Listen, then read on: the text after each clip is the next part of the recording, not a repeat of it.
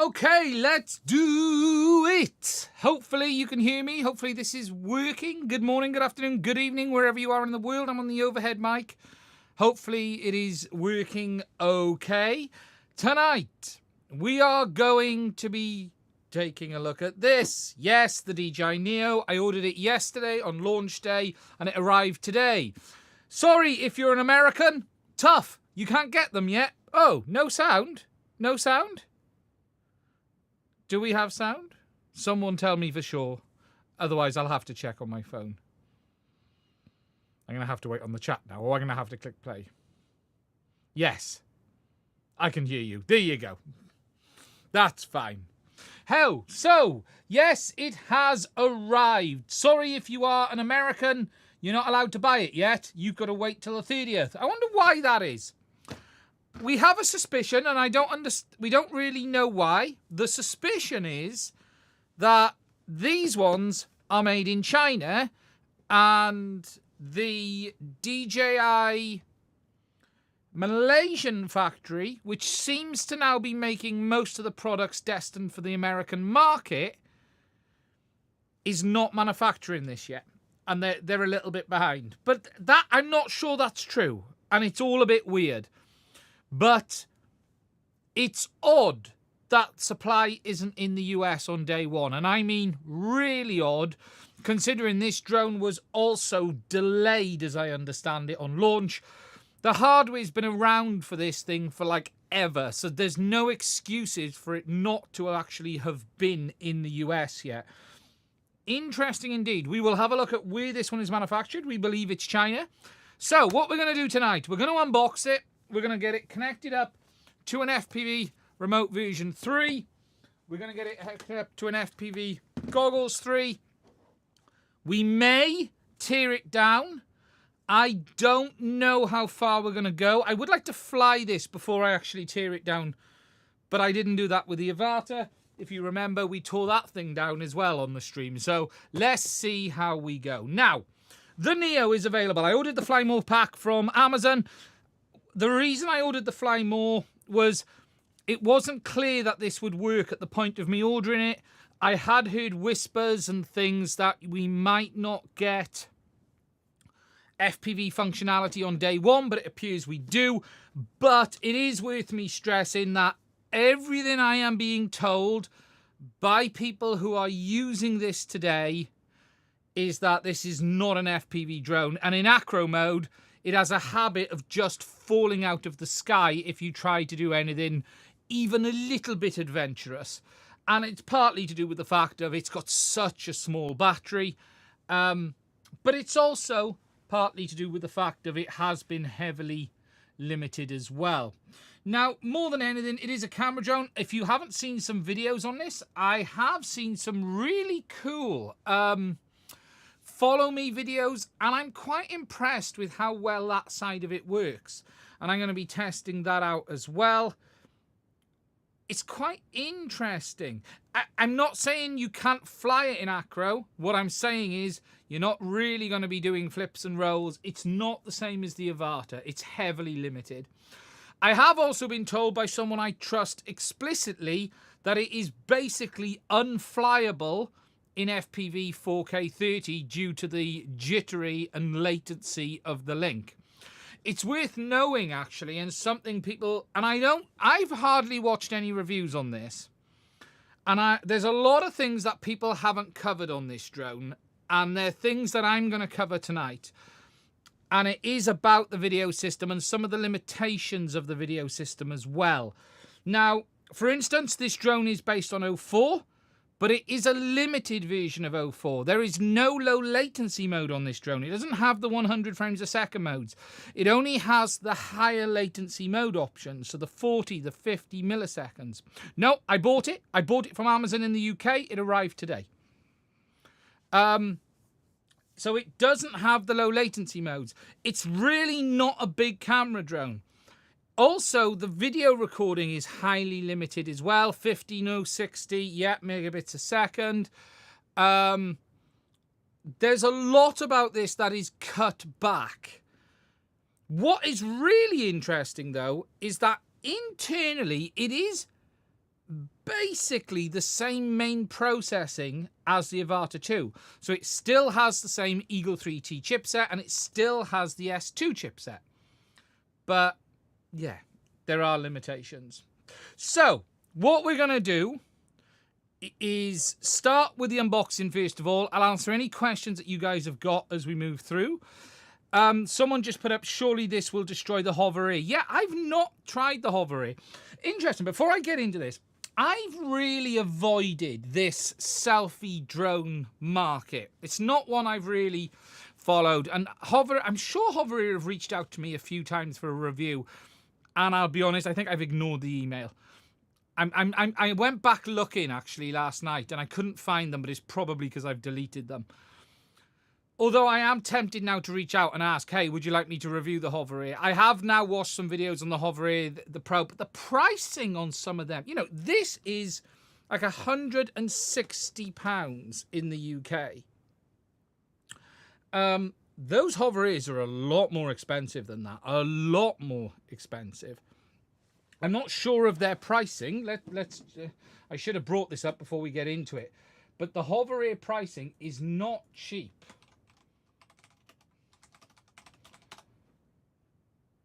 I'm just on their UK website. It is incredible. I tell you what is incredibly credible about this with regards to the pricing. Yeah, $199. It's like £169 in the UK. This has the same image processing chipset and the same wireless video chipset as the Avata 2. This is basically an Avata 2 with a smaller ESC, poorer camera, and no object sensing. But it is an incredibly cheap drone. Someone just said the prop noise audio suppression on the Hover is very impressive. I watched that and I was blown away. Now this does have that feature, I believe, as well. But I noticed I did watch Potato Jet's video, and I did notice on his video it wasn't great, that noise suppression. So, you know, DJI are charging for the drone alone here. So the Hover Air X1, if we go to the desktop view, is $349. So that's already double the price. That is already double the cost. I suppose I'll get ripped off. What about the Pro and the other models? Have they even... I know there's the Pro and the bigger Pro Max because they're deciding to go with the Apple name. I don't even know what the pricing of them is. But yeah, $349. This is in a different league price-wise to that. Oh, that's not the right desktop view. What was that? That was wrong. Sorry, wait a minute. Let me go back. Should be in... No. Why is my desktop view not working? There. That's what you should have seen. You saw the login page of my router. There you go. And let me turn off that one. And that one. There we go. So, now we should be sorted. But yeah, so, $349 on the Hover Air. TP Link for the win. Yeah, sorry, that was my... yeah, massively price difference. And I think their Pro versions are going to be even dearer. So, what we will do, first of all, is an unboxing. DJI losing money. Interesting. I think their margin will be very tight. What they're going to nail you on is the accessory pricing. So, shall we get on with it? Let's do the unboxing first of all. So, ooh, that's a bit white. Should we knock that back a bit?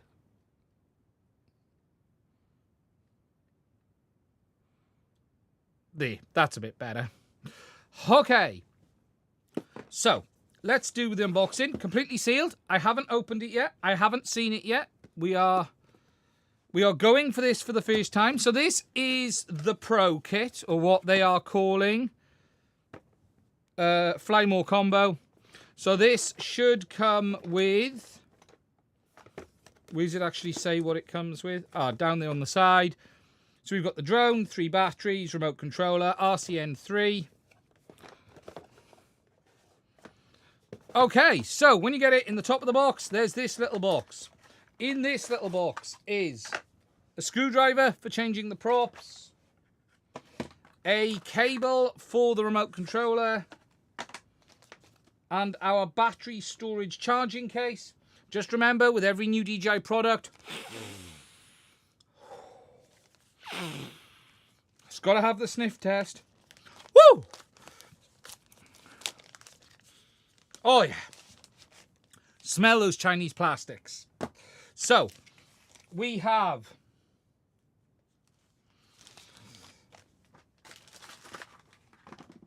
that's a bit dark now, isn't it? There you go. We have our battery charger with 2 batteries in it. They just pull out. God, they are so small. Cool. What's interesting is on the battery, there's no power button. The power button is now part of the drone. That just doesn't feel like it exists. There's also a USB-C cable.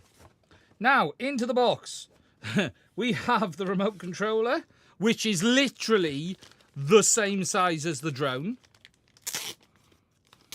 Or sniff those Malaysian plastics in the US market. Yes, you are quite right. So we have the RCN3, which is basically the same as the RCN2, apart from we think DJI have taken a battery out of it. That is right now what we believe the only difference between the RCN3 and the RCN2 is that DJI have removed a battery, which is crazy. So instead of it having 2, it now has 1. Nice weighty feel to it. This is my first time ever feeling. Oh, wait a minute. Is there also buttons missing there? Oh, that's where the phone goes, isn't it? There we go. Okay. We'll have a look at that in a second. And then in the bottom,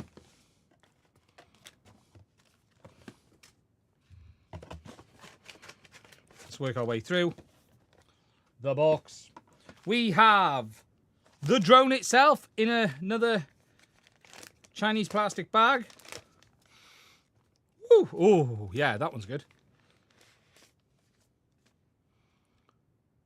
There is the Neo. My God, that's small and light. Oh my God. Also, does that feel cheap? But my God, is that small and light. That is cool. That is really quite cool. This is the Fly More kit. Yes, it is. So, there's the base drone itself. And right, let's get through the rest of the nonsense that you get in the pack, because I want to get the batteries on charge as well. You get 2 spare props. Wow, DJI. Nice and generous there. You get some silica gel. And you get a bunch of instructions that I am not going to read. Now, let's get the box to the side a second. And then we'll take a closer look over the drone itself and some of the interesting features on it. And then we'll look at the remote controller as well. While we're doing that, I'm going to pop this on charge. I will be back in 10 seconds. You will still hear me? Hear me now?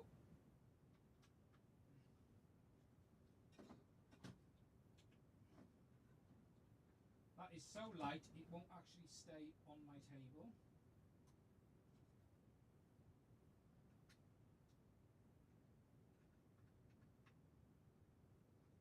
Here we go. Come on, get charging.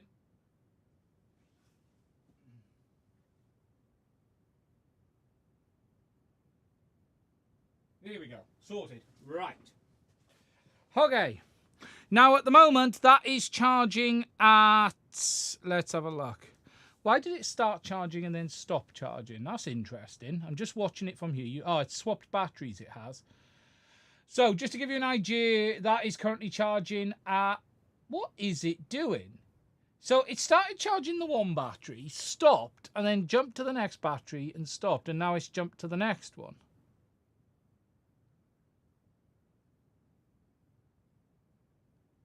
That is weird. It's jumping back and forth between charging the batteries, but they're never going to charge at this rate. Wow, I wish you could see that. I might have to go and bring it here so you can see it. So it's charging battery on the left. Now, stopped. And charging on the right. it charges the one closest to full first. I think it's confused because they're the same. You shouldn't need all three in the holder. Right, let me grab a... so you guys can see this.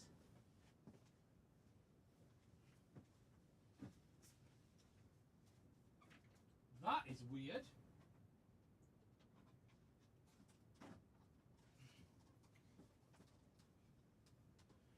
Let me show you this on a battery bank. Right. On the overhead. So you guys can see it this. So what I'm going to do, turn on the output, pop it in. So both LEDs have powered on, but it's not charging both at the same time because it's actually stopping the output. So if I show you on here, right, so if I show you on that display, watch the display now. So no charge. It's stopped. And then it's jumped to that one for like 2 seconds, and then it's stopped.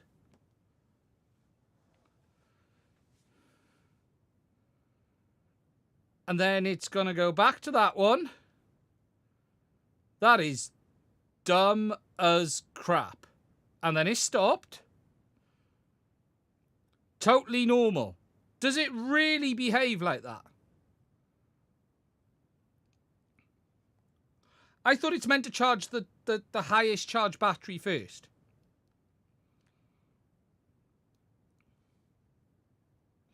Yeah, plug one battery.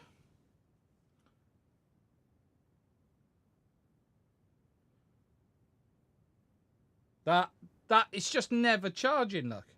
Right, so let's take one out. And let's now see what it does.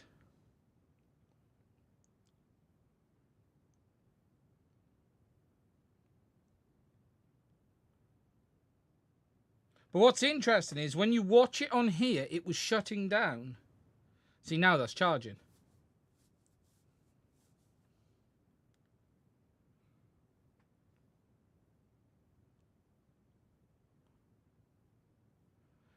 This isn't that my power brick can't do the one it was on. This is the spare one.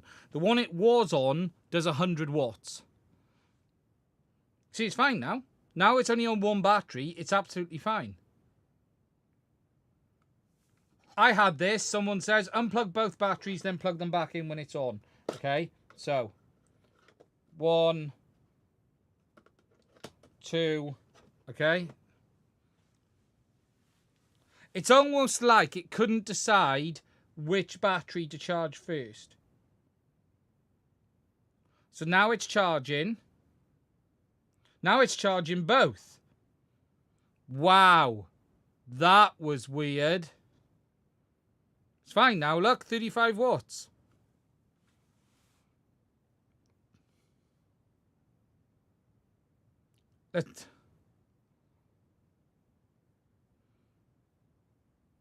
That was weird. Okay, well, at least it's now working. There you go. It wasn't doing that just now. Yeah, well, this is the second charger it was on. That's freaky.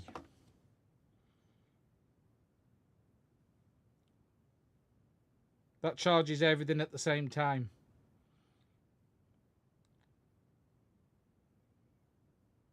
But that was weird behavior. Yeah, I'm guessing it got itself confused. There we go. Well, we're charging now. That's good news. So let's leave that charge under there a minute. There we go. Okay, the Neo. Right, let's look over this and let's talk about this.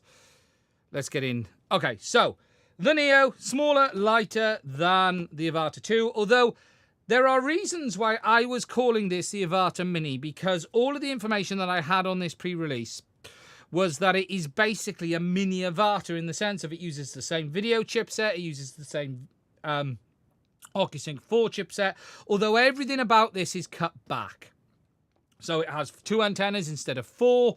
It doesn't support the 60 megabits a second mode. It has a poorer quality camera. But what is actually quite interesting about this is this. All of this like software stuff that DJI have done on this, right? that is ran on the Eagle 3 chipset that this has. DJI could put all of this software on this drone. There is no magical dedicated chipset in here, as far as we are aware, that does any of the smart modes that you see on the top there, the object tracking and sensing.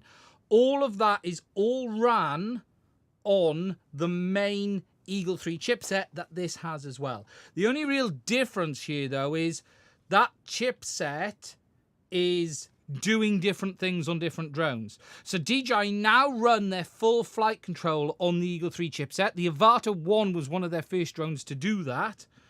And now they're able to do that on here, but this isn't doing the video processing that this is doing. So it isn't to say this couldn't do it, but there are some limitations. So let's go on the overhead. Let's go in and have a look at some stuff that is important. So if we look over it, we have our mode selection on the top here, power button on the back. If we flip the drone over, we've got our built-in battery. There is visual positioning on this, so there's a single camera in the center with 2 downward-facing LEDs on either side. That might be a TOS. It's a camera or LED. They're weird looking. Where's my phone? Let me just get my torch on that a minute.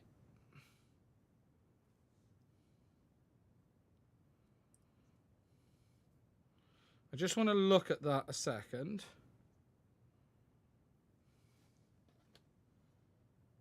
No, it's got to be LEDs. It's got to be infrared. They've got to be infrared sensors, is what they've got to be. Obviously, you got prop guards top and bottom. The battery on the back is USB-C. There is no SD card slot on this drone. So for storage, you have to store on board the drone itself. There is no SD card. You've just got the onboard storage. So once that's full, you're going to have to download it. We've obviously got our camera up front, which is looking quite cheap, if I'm honest. Doesn't look as good as what we have on the Avata 1 or the... Yeah, it's optical flow. Camera is mounted on rubber isolators. You've got the prop guards on top. And my God, is this thing light. Right, where is mine made? I need to figure it out. Made in Malaysia. Made in China. Mine is China, I think.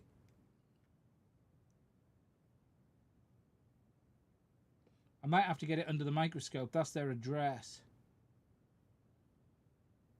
Trying to see what it says where it's made. Yeah, made in China. Found it there. Definitely made in China. Wish there was a 256 version. Yeah. And then really, that's all there is to show you on the drone itself. Now the battery is... My God, I wish they put bigger writing on their batteries. Let me just look under the microscope what size that is, just to confirm what they're saying. So it's lithium ion, 8.6 volts, so 2S, 10.5 watt hour, so 1435 milliamp hour, 1435 milliamp hour. Just a really small battery, really. There really isn't a lot else to show you other than that. So, shall we... We've got those 2 batteries on charge at the moment, so I'm going to swap one of them over for this one, so this starts charging to activate it.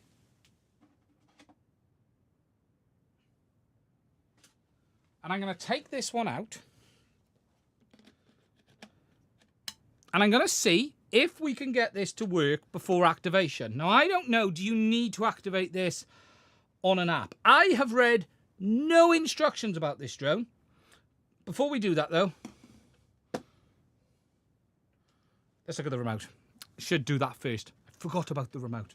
So, RCN3, mode selection on the front, power button, probably typical DJI, how to power on, press once, press once. There you go. Usual stuff. Sticks in the bottom, USB-C port there, grips on the back, plastic gimbal wheel, camera record. device holder, USB cables built in there. USB cable there for connecting to our smart device.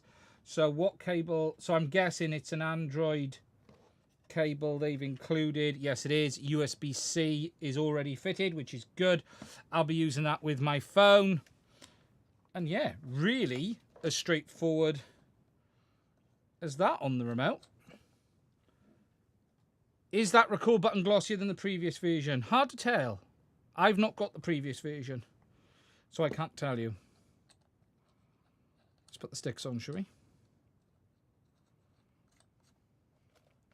Now, DJI do say maximum range is 10 kilometers with 0.4 on this built-in smartphone device holder. Quite nice. Now, I have not even installed the Fly app on my phone yet because I have a new phone. It is brushless motors. So the drone has brushless motors, not brushed. The RC Link won't go 10 kilometers out. Yeah, that's for sure. Do I think 0.4 is coming next? No, I don't think you'll see 0.4 this year. There is no indication of 0.4 in 2024. So don't expect 0.4 in 2024. 2025. DJI's product roadmap is already laid out for 2024 and 0.4 isn't in it as far as I'm aware. So don't expect 0.4 anytime soon. So, should we turn it on and see what happens? Will it even work? Does it need activation? So, should we go to the overhead? Zoom out a little bit. So, press and hold, press and release.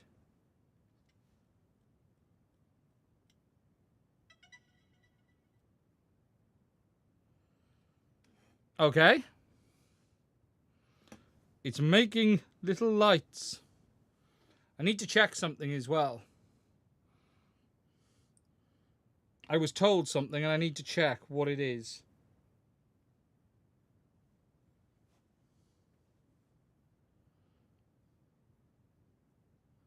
One second.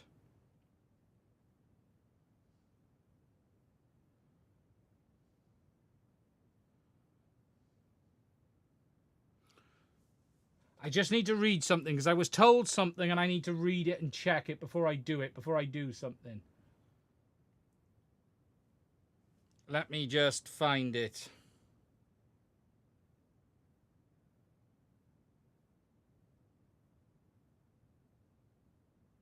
Okay.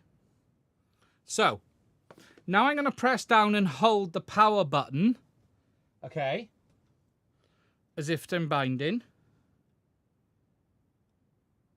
And I'll get a good surprise, apparently.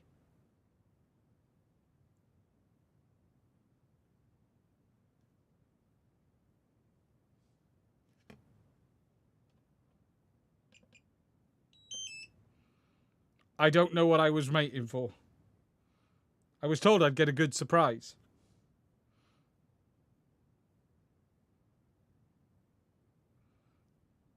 We're going to turn it off. And we'll do that again. Press the power on. And then press and hold the power button as if to bind.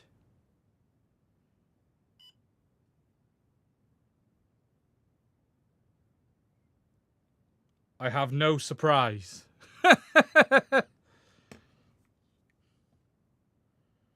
Okay.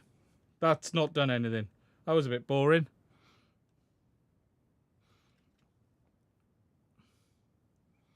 Can it power loop? Okay, so let's see if it now actually works. Let's turn it on properly first. Now, I have no idea how this works. Does anyone in the chat know how this actually works with regards to... Connect to DJI Fly to activate aircraft. 请先连接 DJI Fly app 激活飞机. Connect to DJI Fly to activate aircraft. Okay. It talks. 先连接 DJI Fly app 激活飞机. Connect to DJI Fly to activate aircraft. Now I'm going to have to install DJI spyware on my phone. I haven't even done this yet. Now, here's the annoyance. With Android, you can't go to the Android store and get DJI Fly because they're banned. So now I need to go to the DJI website and download it directly on my phone and install the Chinese spyware onto my phone directly, apparently. This is what people tell me. I'm not sure I believe it. This file, you gotta love this, and yeah, you gotta love this. This file might be harmful. Do you wish to download anyway? Yes, I do. But still, great luck, DJI, great luck. So, give me a second. We're just downloading. Please wait. Downloading. Downloading. Right, files. Downloads. Pending. Must be a slow one. If you see red, run. Standard warning for APKs. Yeah, it's a great look though. It's Android. Yeah, no, let's blame DJI. Come on. Let's be proper here. Okay, so install on my Samsung. I'm really loving my Samsung. See, another great look. Unsafe app blocked. This app was built for an older version of Android and doesn't include the latency privacy protections. Install anyway. Install unsafe app.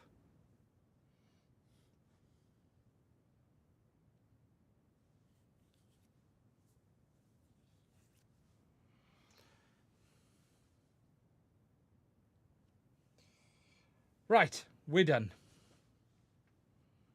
Okay, let me just do this.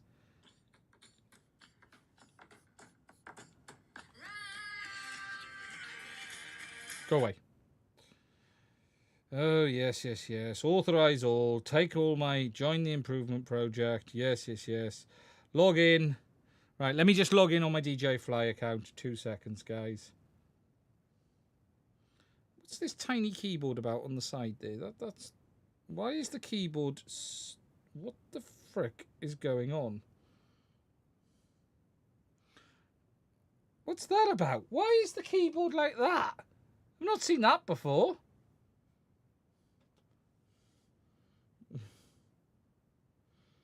Right there.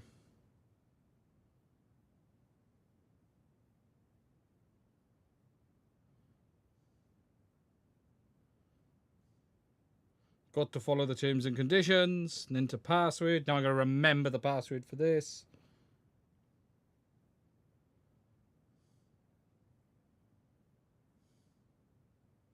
Now I've got to try and find the code.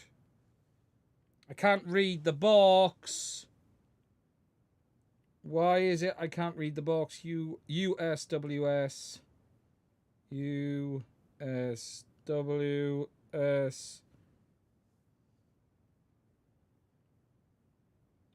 No, I don't want to register. I want to log in.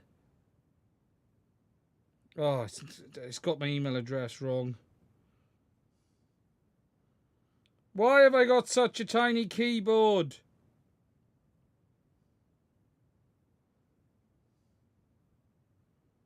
Right, I'm in.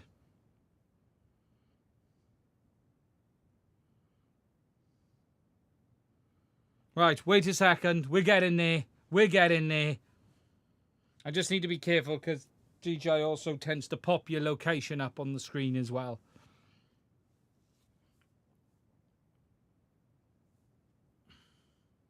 Right, so let's go back to the overhead. Let's turn this thing on.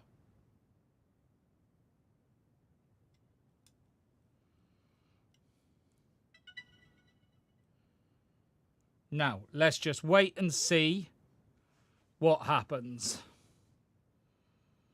It says connect to the Fly app. So, connection guide. To allow external storage locations, DJI Fly can say, oh, go away, I don't care. So, where do we connect this?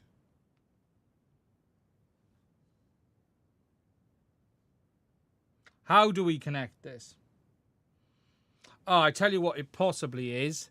It possibly wants to be connected through this, doesn't it? Because it came with this. So, should we try this?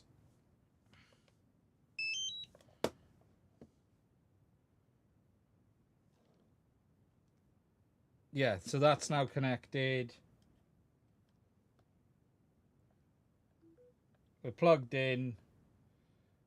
Okay. Go away. I don't care. Go away. Stop harassing me.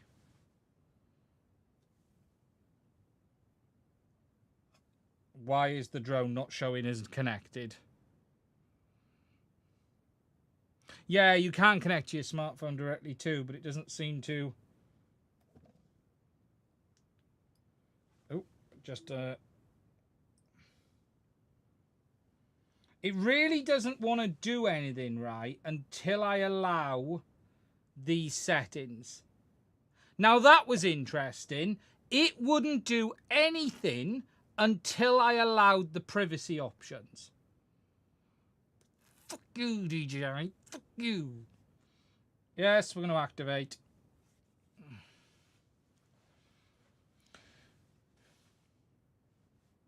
Well, hey. I'm going to skip that for now, but I am going to buy that.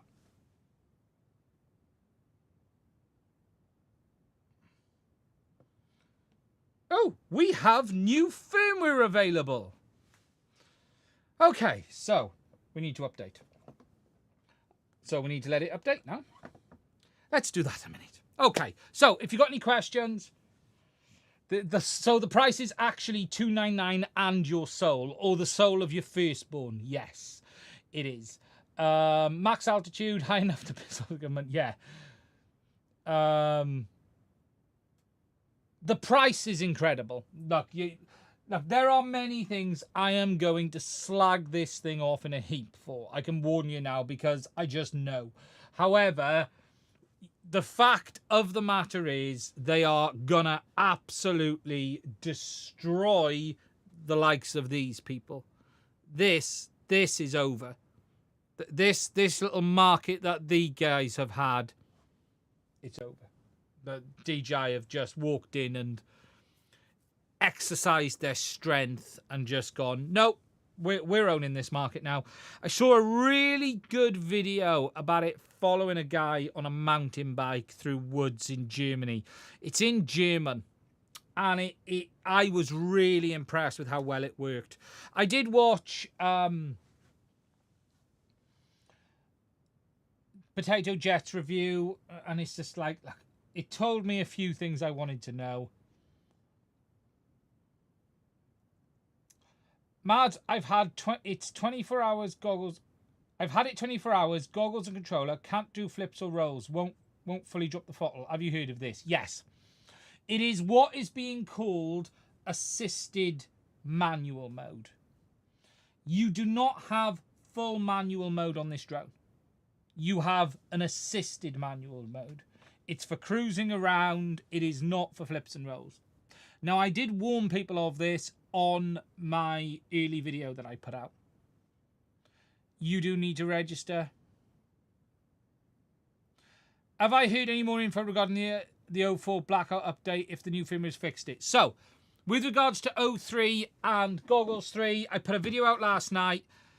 The early reports are no, it hasn't fixed the issue, but I don't have enough people to say that 100%. But the early reports are it does not fix the issue.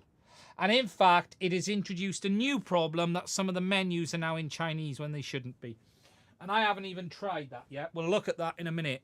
On this, the storage selection menu is now coming up in Chinese, whereas it shouldn't.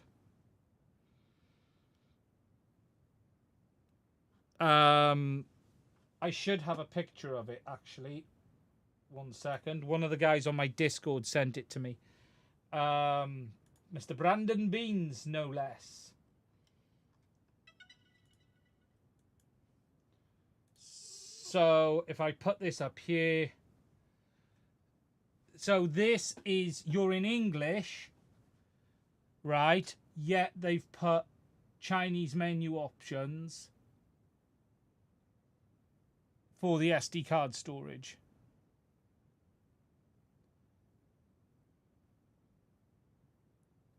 Also messed up the storage selection. Yeah, it's they've broke a bunch of stuff.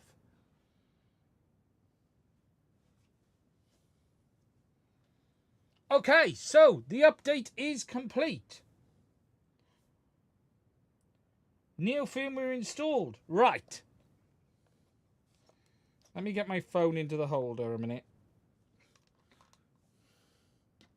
Shall we see what this thing does? Is this going to take off on my desk? Is it going to hit the camera above? I think there's a very real chance it's going to hit the camera above. So we're in normal mode. Yes, James has said. I might do it on the floor. So let's go fly. So should we have a look at the live feed first of all? Let's just have a look at. Oh no, that's not what I want. There we go. So let me have a look at a few things. I can see the latency. Okay, that's a little bit better. Yes, it has GPS. It says no satellite signal. We're in normal mode. Right.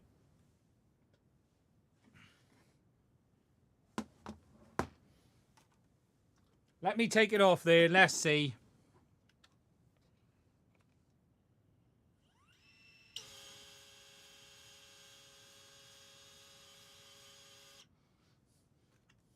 Let me just do that here so you can hear it. Take off. It seemed to go really quiet then really loud. Okay, let's do it again. Take off. Take off. Oh man, it's dull. Where are you going?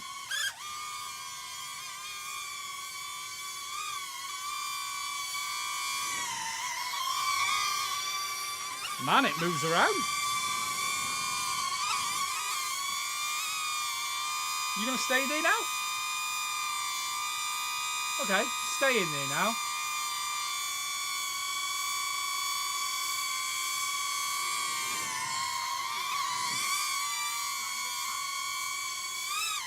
Well, it's loud. Oh man, that is dull. I mean, the reaction time on the stick is slow.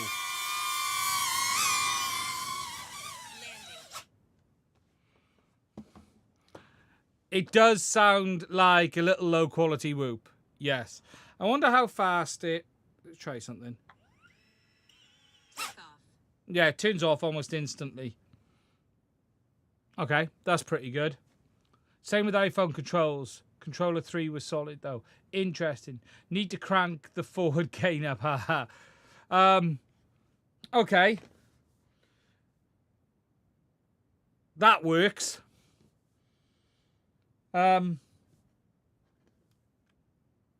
Obviously, the light level is quite low in here, so it's not going to be really easy to show this. Should we try taking it apart?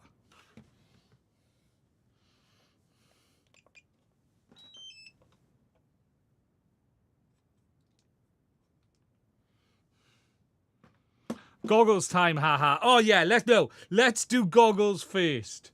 Let's do goggles first. Let me do that first. Let me just try it on this remote and see what it's like. I should do that first.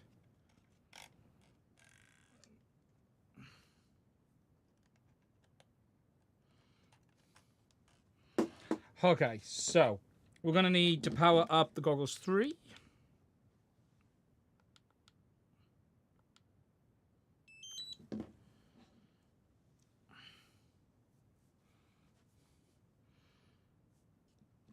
Okay, so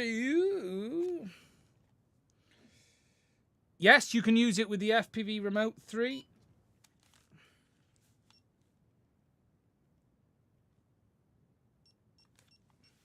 Now, for those who don't know the binding process, it's press and hold the button until you get a beep on the drone once it's powered on. Press and hold the power button on the bottom of the goggles once powered on until it beeps, and then it should connect. Boom. It's whinging about not being able to start up because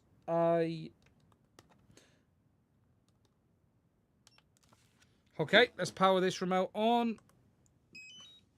This should be bound to the goggles, so here we go. Boom. You don't actually... Will it fly an acro? Yes, it can. Yes, it can. But it's not an FPV acro quad. Right. Let me try something. Okay, so we've got view. Right, let me feel how it feels now. Shall we?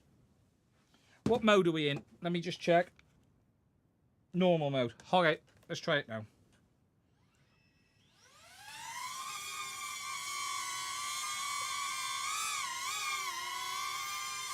Oh man, it is really sluggish.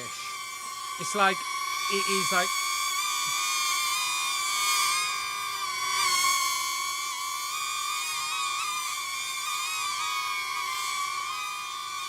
What I mean is, if I just show you this, ready? So watch the stick, okay? So ready?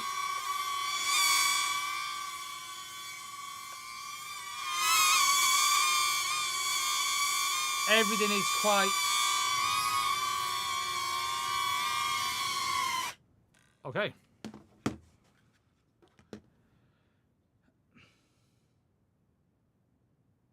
Yeah, you can see it's big. Do a yaw spin. It has the same pins as bread. Is it stable in yaw spin? The light level is quite low in here, okay? So... Let me know it. That's full yaw.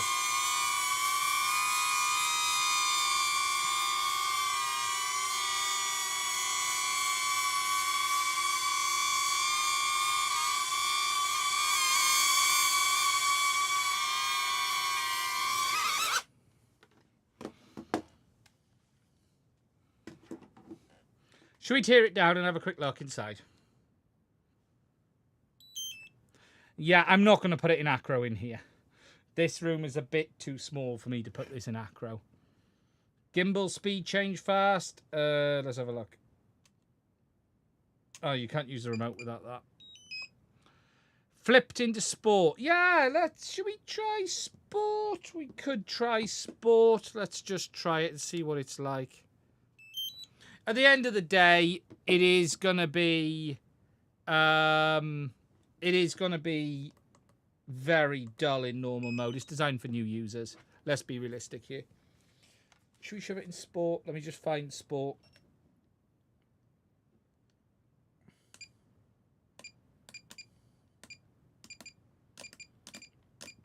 Okay, none of them change modes. Let me figure that out. Control. You got to take into account safety. Control, calibrate, gimbal calibration. Where's the freaking remote controller options? I got no remote controller options. Oh no, wait there. What's going on? I've got no options for remote control. Ah, now it is. That was weird. Okay. Let's find custom modes. Custom mode, sport mode, manual mode. confirm. Yes, yes, yes. Okay, so that's working now. So that's the gimbal.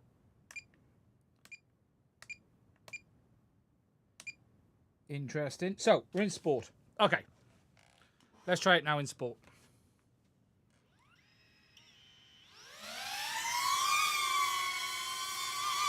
That's a bit better.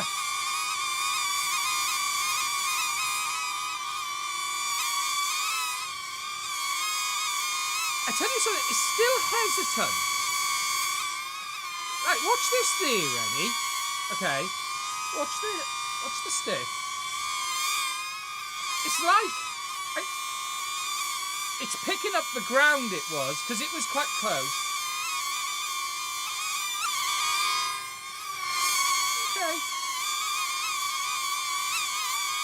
Okay, I'm okay with that. That's better. Oh, your is shocking. Your needs to be faster.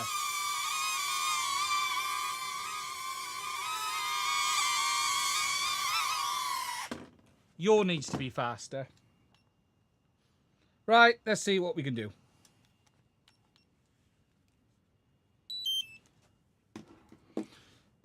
More! More, Lon! I want more! I expect everything for nothing. To be fair, what I will say is this. You cannot knock DJI with their remote controller compatibility with this, to be fair to them. But also, don't forget they're going to try and sell you. Video latency, I can't tell in here. I've been told the video latency is horrific, is what I've been told by someone who bought it on day one, walked into a store and got it on release day, and has flown it, and it basically told me it is so bad in 30 frames a second mode, it made him sick. But I cannot confirm that for myself. Oh my God. They get warm. Sorry, my goggles rolled then. Wow, there's some heat there. Let me grab a thermal. Wow. Wow, wow, wow, wow, wow. Does that get hot?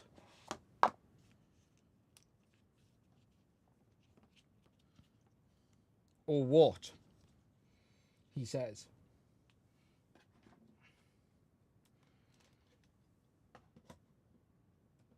Oh, unplug that. And we're also going to want you just as a cable so I can plug in. Let me show you this.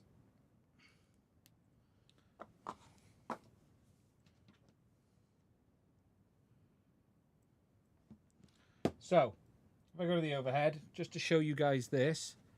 Should we have a look? Look at the third. Right, so.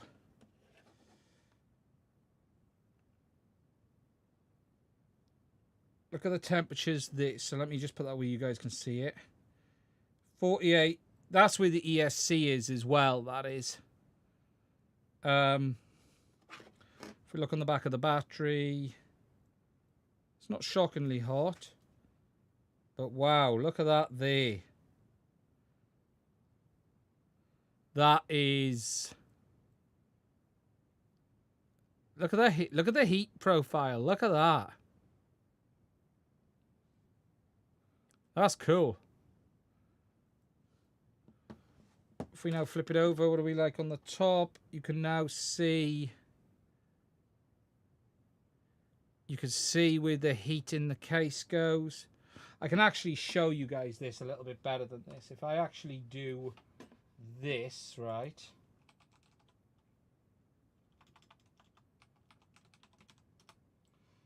Now I'll blow your mind. If you like that, now I'll really blow your mind.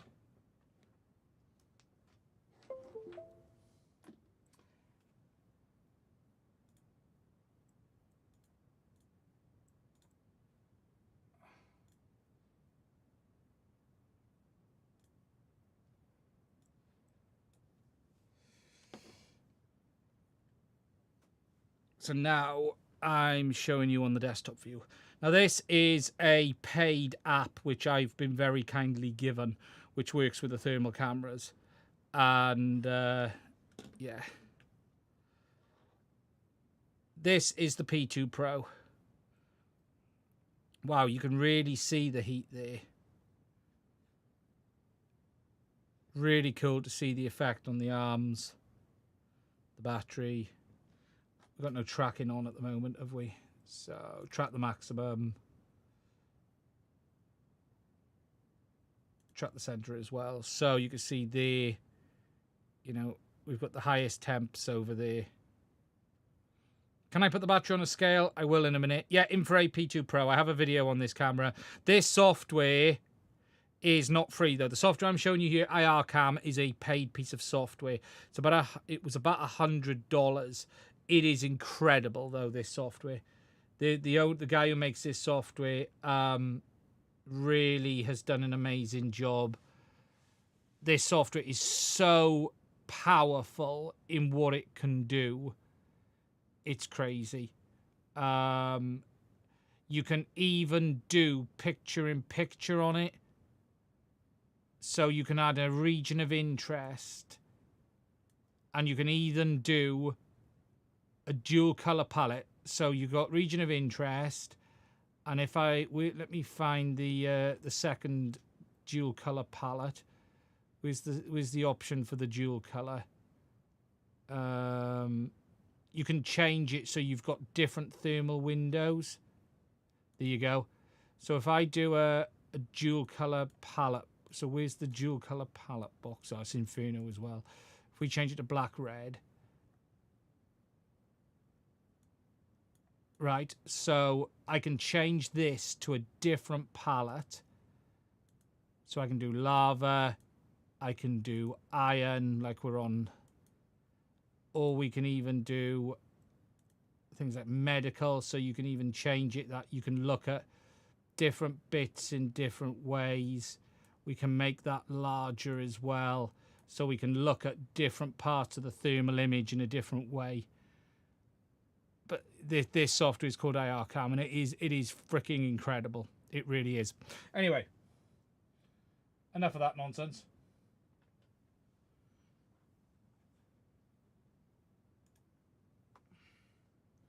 This software is amazing. So,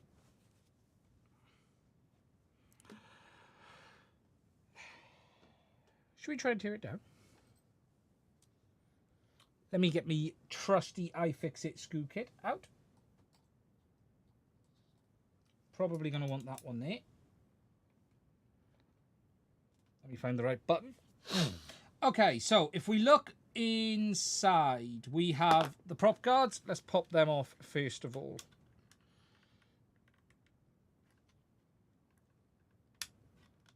So these unclip like that. Very plasticky, not to be surprised about. There we go, prop guard one. They're made of this quite flexible plastic, actually, which means they should hold up quite well. So the RC2 will not work with this drone, but the RC3 does. Okay, so now we can see the props a little bit better from the top there. 2 screws. There doesn't look a great deal to take this apart, actually, so that's the wrong size. Should we try and find the right size? That's the wrong size. Should we try you? Hey, okay, so what looks to be 6 screws. Let me just grab my screw box. For those who watched the stream last time, I have my own 3D printed screw box, which I made. Look, it even says Mads Tech on it. And I use this as a storage place for screws and everything. So that way we're going to put all of those screws into one. And the idea then is, as I take it apart, I can put things where they should be. And that way I'm not going to have to worry about losing screws or anything like this. How many controllers does it work with?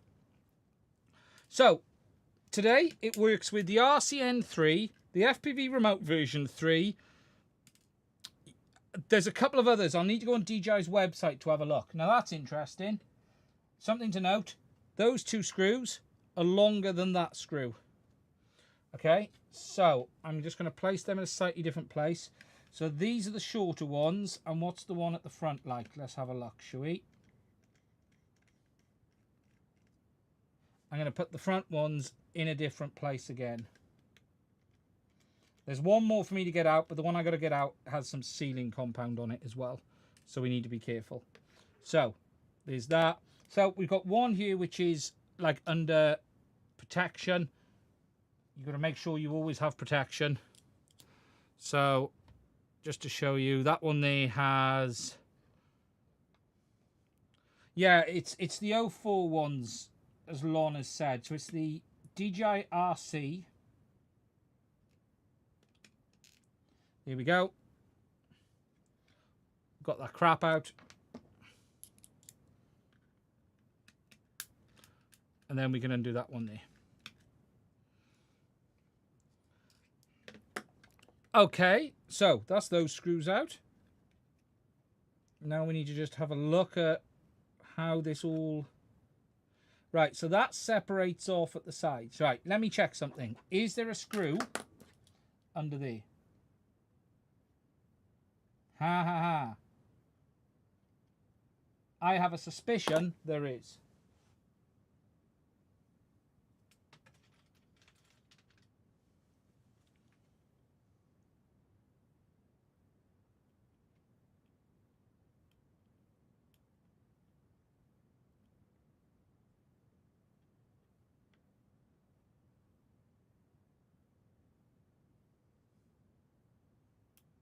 Here it is.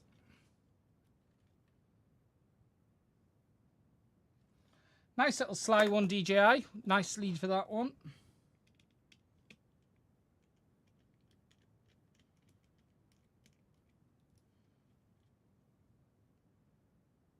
That is a short one as well.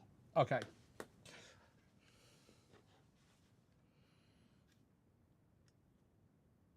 Aha.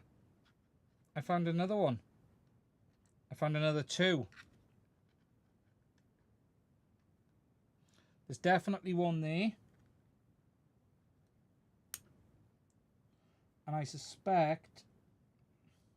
Right, so we're going to need some heat on this a minute. I'm going to need some heat on this sticker to loosen this up. So we're going to use my air gun. Let me take the nozzle off.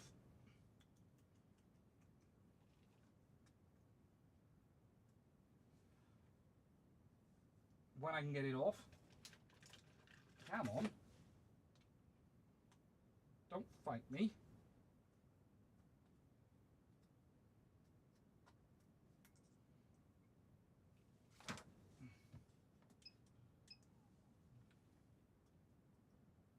Why is that playing up today?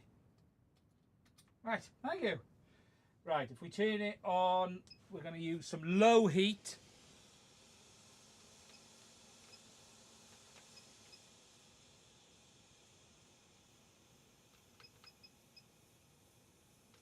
I'm going to set it to 100 degrees. And I'm just going to warm the sticker.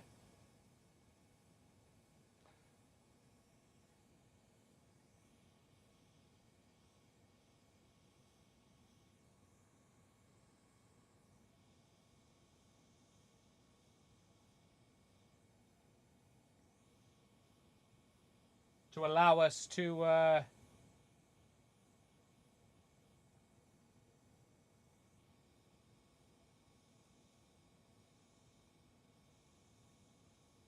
okay, should be enough.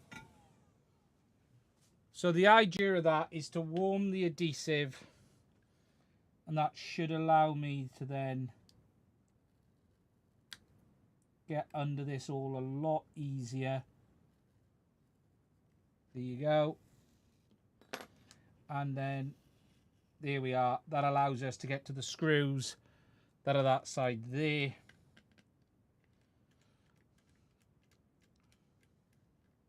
Fly the drone for a bit. Yeah, 100%.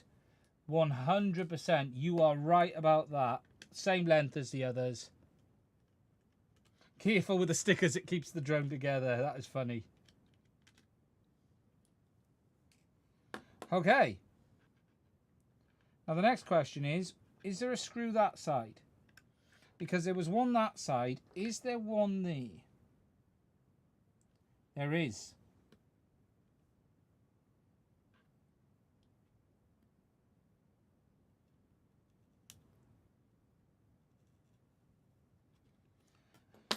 So it is either side as well.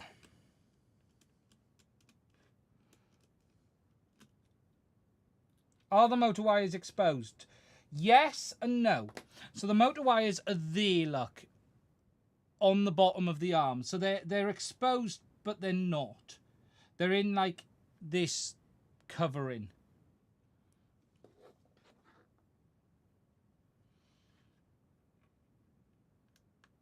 Okay.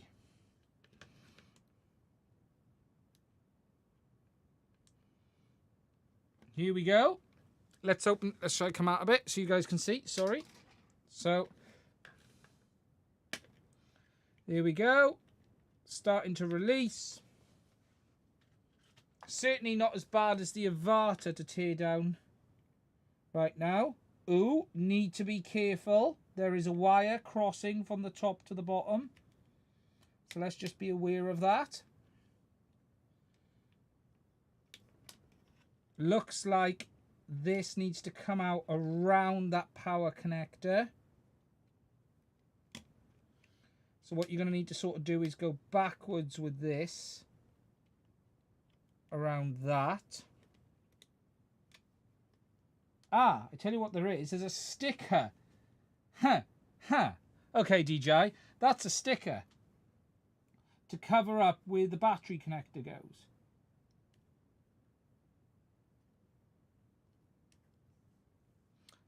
Huh.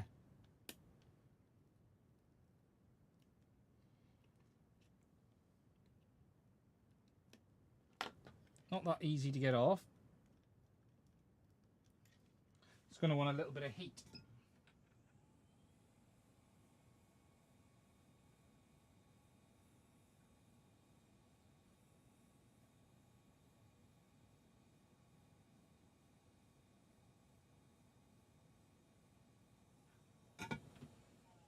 Okay.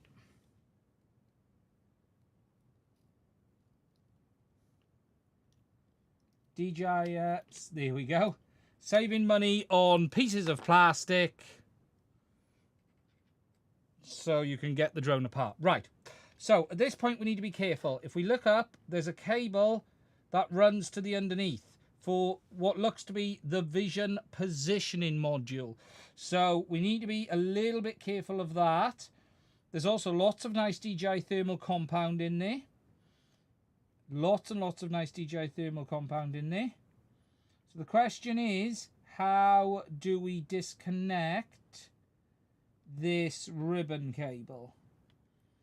That is the next question I have, because that goes down and underneath. And I'm not seeing where that goes. Heatsink is plastic. No, I think that is metal. That is metal, and it's also pressed in as well. So the next question is that the ribbon cable for that there?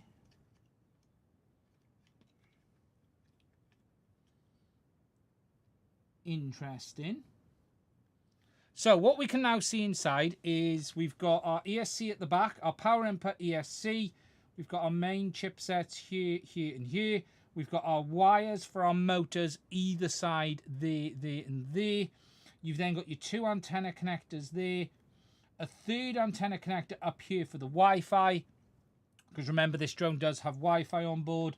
You've then got your gimbal connector up front. and you've got this connector here. Now, is that? Let me just have a bit of a look at a second with my own eyes to try and get my head around what I'm seeing.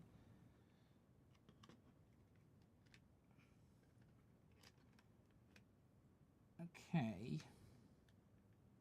How does that come apart? That I'm a bit confused about. What I'm not seeing is how we get the VPS module off to take it apart. Yeah,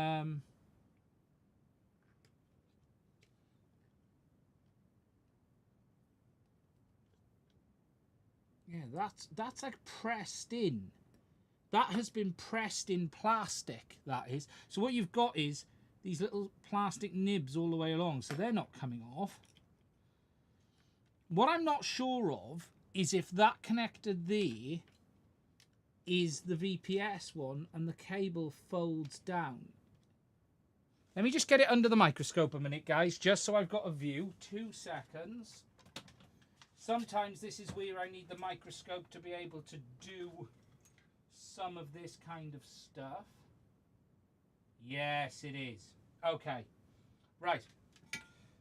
2 seconds. We need a bit more heat to melt some of the glue.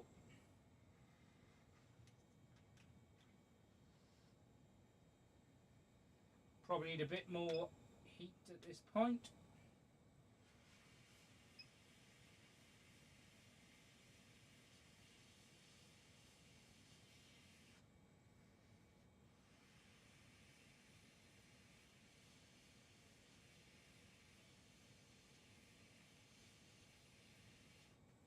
Okay. So, we now have this connector here, which is the connector for the visual positioning system. So you've got glue here, which I've just warmed up. I just don't know if I've done it enough.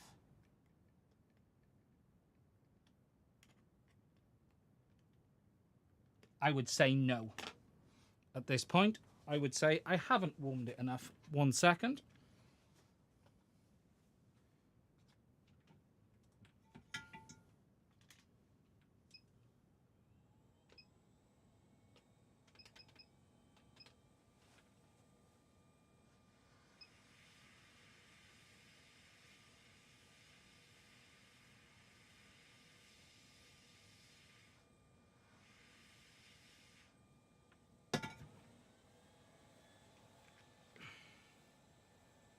Yeah, the glue is. It's good for crash resistance. It's just a pig to take it apart. There we go. Starting to be able to pick at it now. Here we go. There's one piece.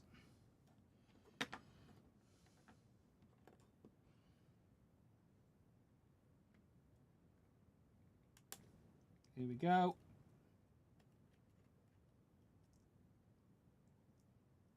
Piece number 2. And then we just lift the ribbon cable.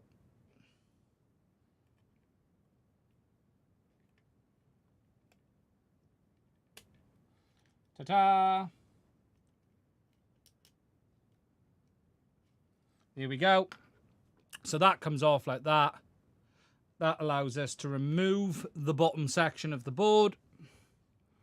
So then in this, you've got the VPS module. So just to show you in this, because I'm not going to tear this down any further, but in this, you've got your visual positioning module here. This is a metal plate that is all sealed on. I'm not going to be able to take this off. But yeah, if you were to damage this, you're going to need to get this as one piece, basically.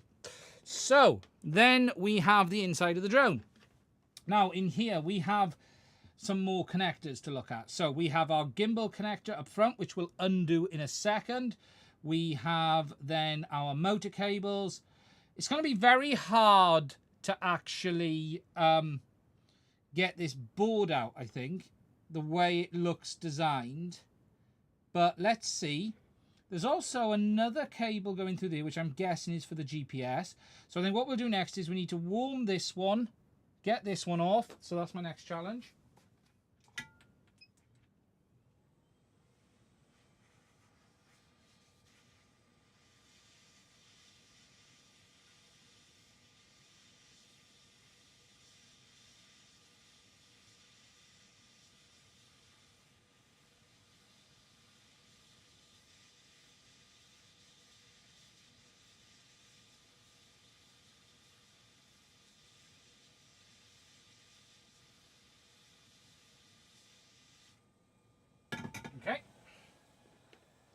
So,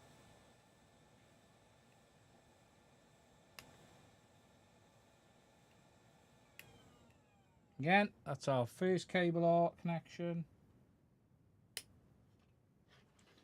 We're going to just undo these.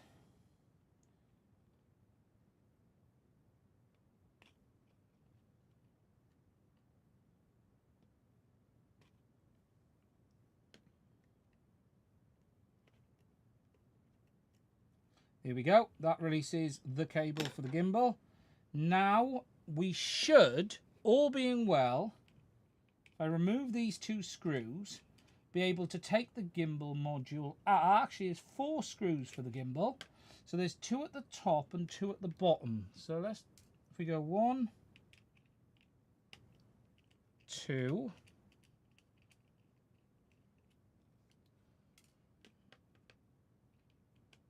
3.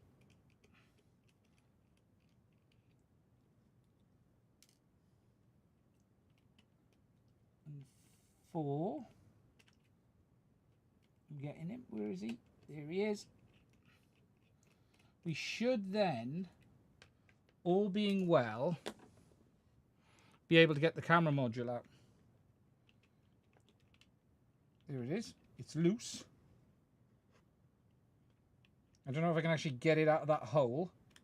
That's the next question. Will it actually... It's not very easy to get out.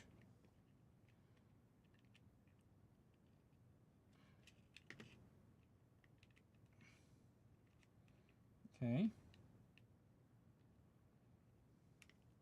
It looks like it goes in from behind.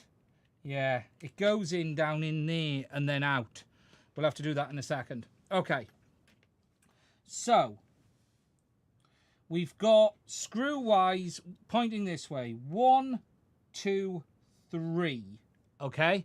So I'm using these as how I'm going to undo. So you've got 1. And we now need to switch over to a small Phillips.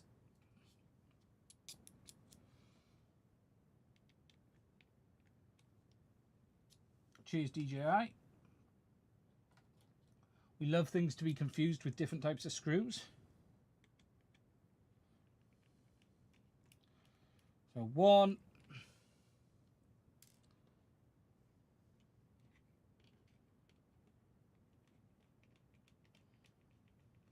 Now, I don't think I'm going to be able to get the board out of this fully because I'd have to unsolder the motor wires, and I don't really see that happening today.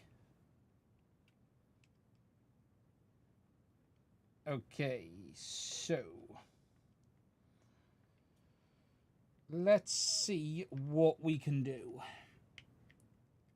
How much of this board can we lift up? There we go. Now you can start to see, oh my God, there's like loads of space under this board. Look at that. It's empty. The inside of this drone is empty. That is all hollow space. Sorry, it is absolutely chucking it down here a minute. If you can hear the rain, it's just started really bad. 135 grams. You can get another battery in there. That is hilarious.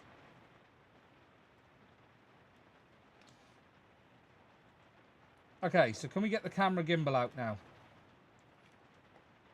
I'd like to see, can we get the camera out at this point? Would be nice.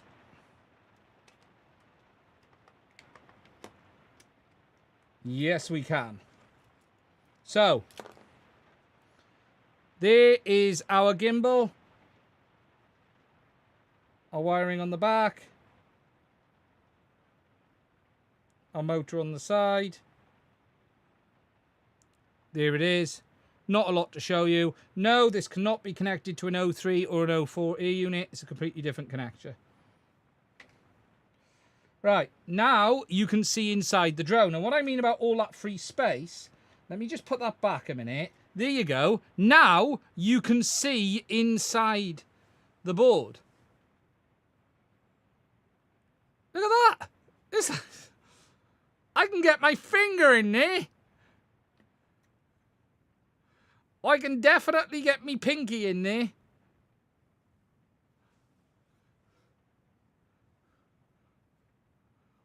I got a drone on me finger.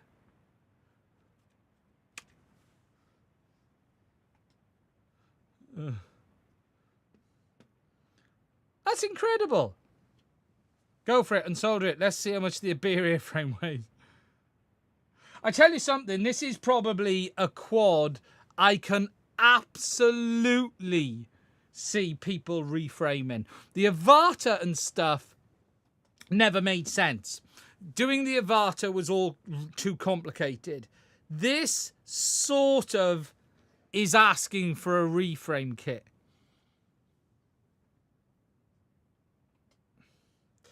Okay. Now, what I can tell you is, my God, does this all... Look how floppy this becomes. Yeah, you could 3D print a frame for this all day long.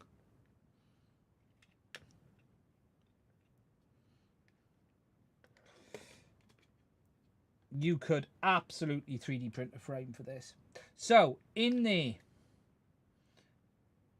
we have our gyro. Look at our gyro. That is funny. So, let's go in, shall we? And these are gyro.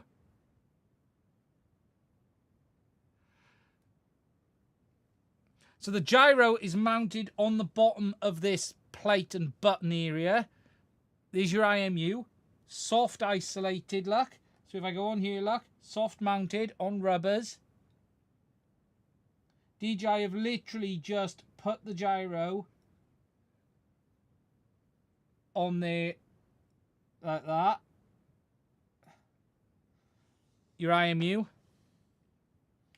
Behind that then, you've got what looks to be GPS, is what I will guess. And then behind that is a Wi-Fi antenna. That, oh, no, sorry, speaker. Let me rephrase that. Speaker. Here's a question. Where the frick is the GPS antenna? Speaker is there for the audio. You can see the two wires going to that. How much does the beer frame weigh? I can't tell you. A second. I'm not going to be able to turn it into a completely beer frame. Where's the GPS module?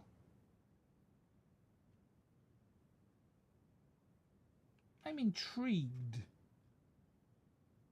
I wonder if the GPS is under that as well. I wonder if the GPS is under there.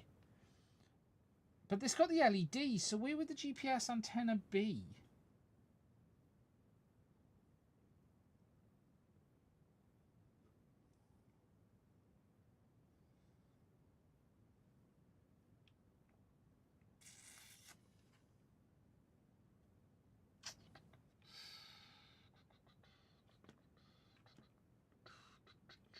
Just think a minute, guys. I'm using my my thoughts a second to myself.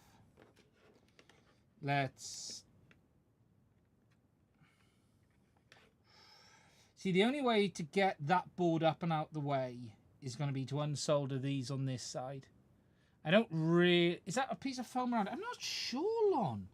It looks a bit strange, I'll be honest. I'm just trying to contemplate, right, what it would take to take the ducts apart, and I can take the motors off then. Just so I don't have to unsolder. At the moment, I'm just contemplating that. What would it take to separate these ducts and get the motors off? Is what I'm contemplating. What would it take?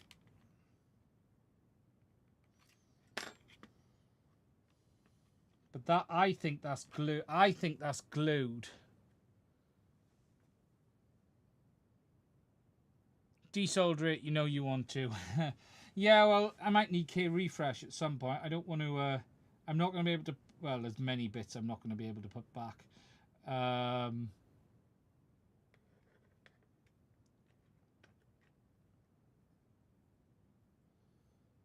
Unless the GPS is under that long, but I'm not seeing a... It looks like a speaker. I'm not seeing a ribbon from it. Interesting. The black piece within arrow looks like a Wi-Fi antenna, is what I would say that is. The main Wi-Fi antenna. That is a large... If you look at that, it's a large antenna. That, I believe, is the Wi-Fi antenna. Is what I think that is.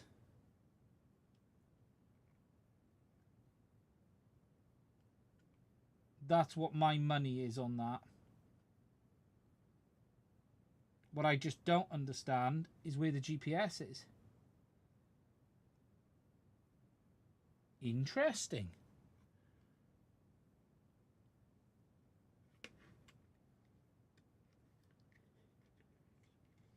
I know you guys really want me to unsolder this, don't you? Come on then. Right. I need to do something first. So, we need to colour this out. I'm just holding this here for a reason a minute so I can make sure I understand, because I'm going to need this to put this back together. So, across the bottom. Blue, grey, pink, black, white, orange. Across the top. Different set of colours. Red, grey, blue, orange, white, black. Bottom, blue, grey, orange, black, white, orange. No, redo that. You can see it there. Yeah, no, there's no labelling on this at all. There's no labelling here at all. So, okay, so we need to do two things. I need to, first of all, get that plastic off. So can you give me 2 seconds, guys? I need to remove that glue. And then once the glue is gone, we will go further. Pull the bottom plate off. It might part as a unit. Yeah, look, I was looking at that, Don. Trying to find a way of getting the motors apart. I just can't seem to find a way. I'm looking at the ducts, the way they go together. I can't tell that they look like it'll separate, right?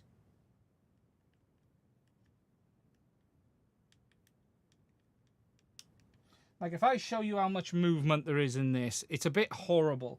So it looks like, look how much that deforms. It looks like the ducts will separate, but they don't want to come undone. See, if I show you there, they open up.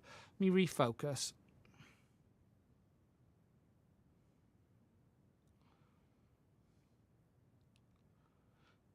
If I could get the duct separated, I could just demotor it.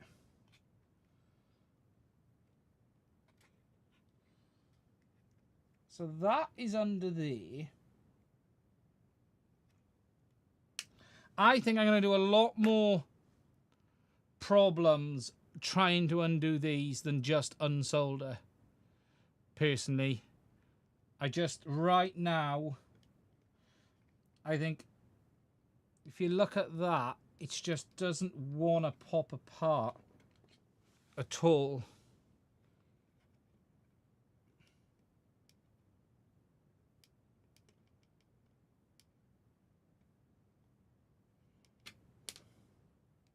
Yeah, I'm not going to risk that. I'm just... That feels very horrible. That feels very horrible to come apart.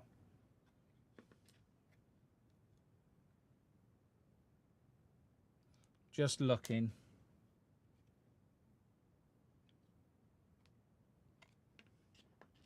See, like there, it's held there. I suspect there are clips, but it's probably glued. So, right, it will explode 100%. Someone's gone, it 100% will explode.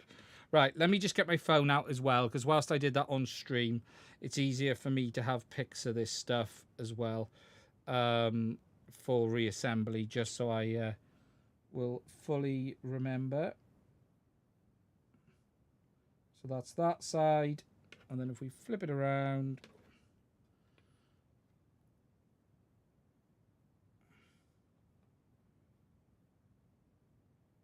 there we go. Okay, 2 seconds. I'll be back.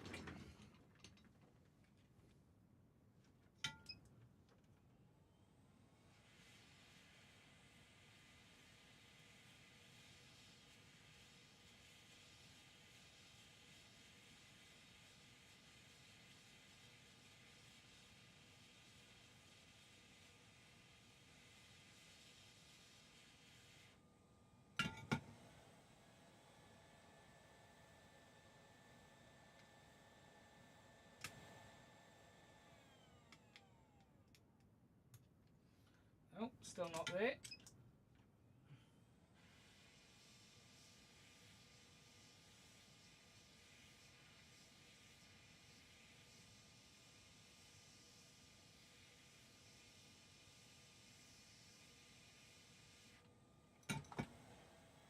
Not an easy task. Aha.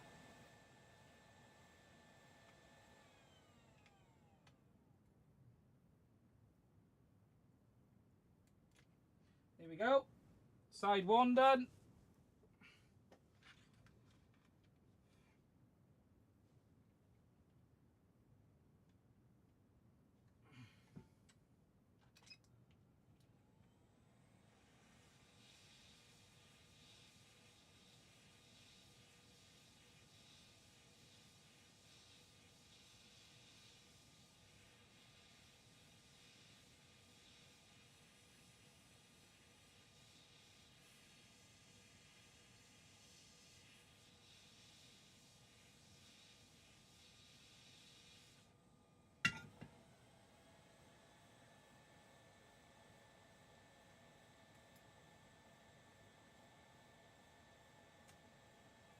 Nearly done.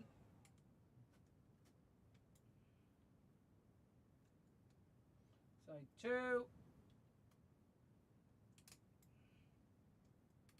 Now just removing the glue on the antenna wires.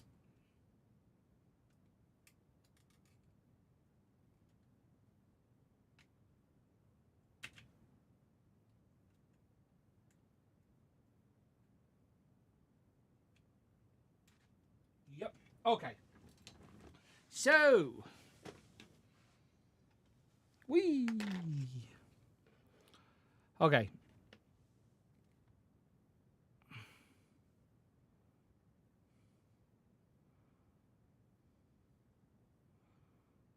Where are we? So we need to undo the antenna wires. So we've got 2 here, which I believe are the OcuSync antennas, right? So we've got SDR. If you look at that, 2 SDRs, SDR and SDR. Right, white SDR, black SDR. So that's those 2. So that's the antennas for the OcuSync, and I believe one of these is Wi-Fi. I'm not 100% sure yet, but that's my belief. I also now need to undo this connection and cable on this one over here. I forgot to heat that one. 1 second. I forgot to do that one.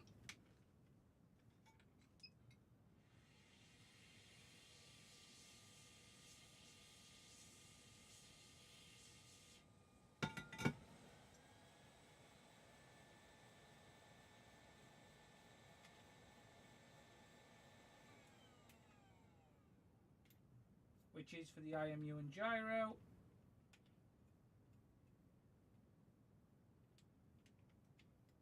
Here we go. So that one's done as well. So now we can pop that ribbon off.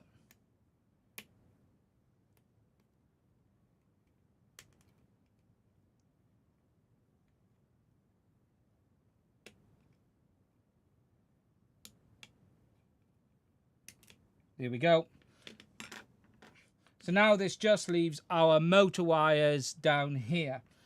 Now, we're going to need to unsolder these. I'm going to need to pop these up. You can actually see I can lift the board up now. Oh, wow. Look, now we can get in there now. Now I've undone them, we can get in there a lot more. Look at this. But, yeah, let's... So we're going to want to unsolder these. So let me get me soldering iron. I have a bench one, which is good for this stuff.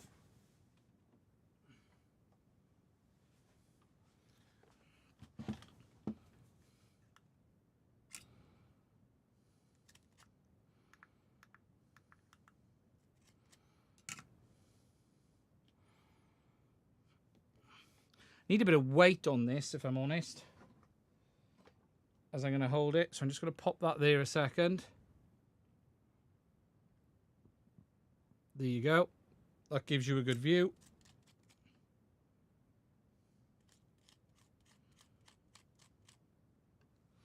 Okay, so we're going to need to undo these one at a time. One. Oh, they may be labelled. You frick off.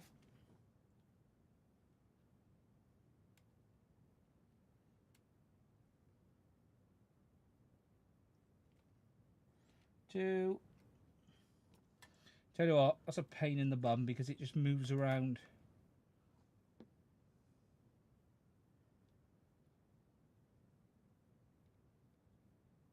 Three. 4.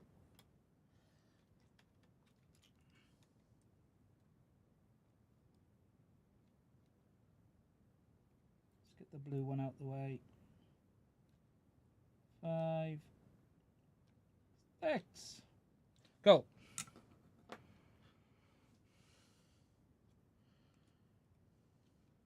Now we can get in there. Now we can really get in there. So if we now lift them out, we can now lift the body open. Ta-da! We can now get inside. We can see the bottom half of the main board. We don't know what's under this side. This side is a bit of an unknown. So in here, as I have shown already, we have our IMU and gyro down there. That looks to be a speaker going under this. Oh yeah, it is a speaker. Look, there you go. I can move it. Oop. And then this, I'm going to assume, is the Wi-Fi antenna.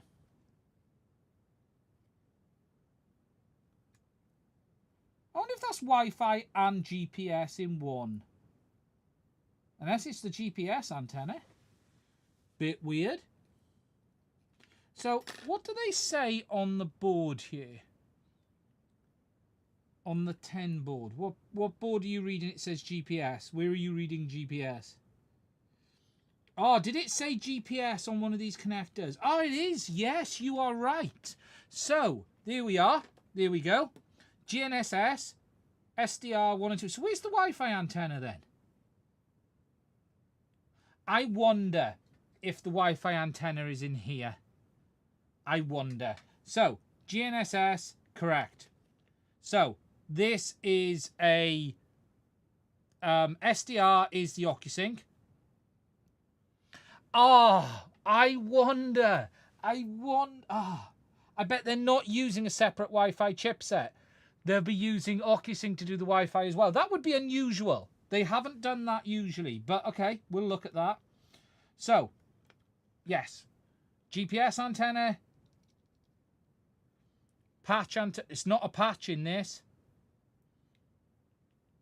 Speaker, gyro, and all of that lot. Now, obviously here we've got our main board. Now, I actually already know what's under some of this because I've already seen pictures. But what I want to do next is I just need to clean and recover. Give me a moment because we're going to need this to put it back together.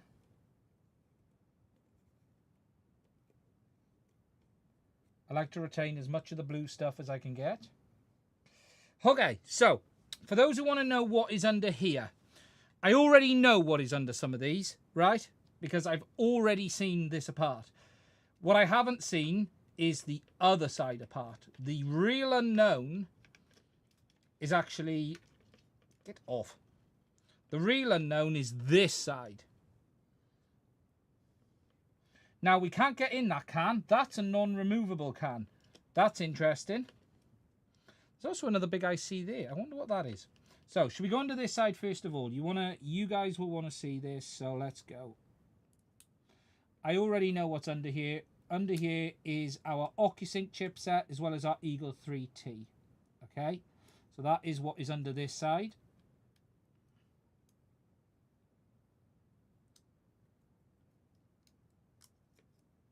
Let me just peel this. So, here we have two chipsets. You have the Eagle 3T and the Sparrow S1. Sorry, Eagle 3T and Sparrow S2.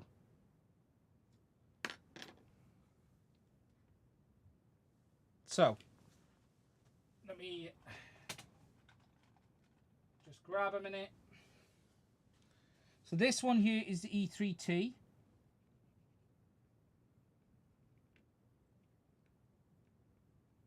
You can see it labelled there, E3TB. And this one over here is the S2 chipset. This is the new OcuSync 4 chipset, which is used on all O4 devices. It's really hard to show you any writing on this because there basically isn't. But that is the S2. Usually has a code printed on it as well. But there is the S2. You can just see it there. So we have S2 E3T memory chip. This side here is the back side of the power amplifiers. I've already seen that before. Under here is another unknown chipset, which we don't know what it does.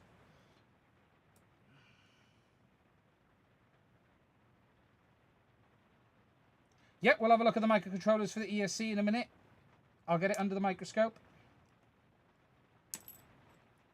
Now, here is the can for this. I'm going to carefully recover the magical blue stuff.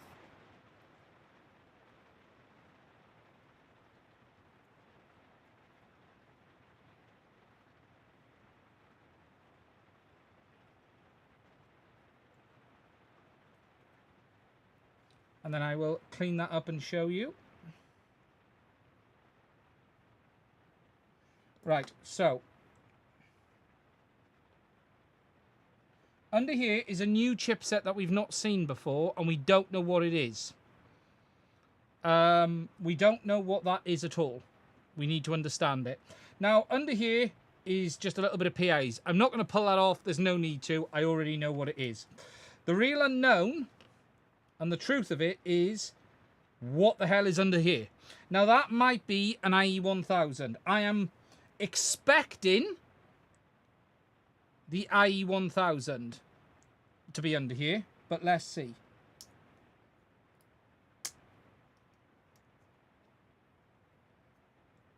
If it isn't, I think I know what the other chipset is. Right. So it isn't the IE1000. There's our NAND. So there's your storage NAND there. The rest of this side is additional circuitry. Weirdly, right, weirdly, they've encapsulated the back of the power section, and that's quite unusual. That is. So, there's your memory.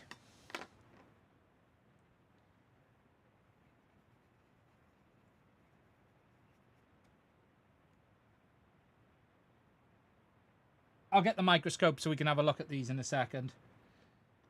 And then, yeah, that's your memory there. So really, that is the entire inside. So, you guys want to see a bit closer. Yeah, it does look a bit weird, that. It's got to be Barrow in there.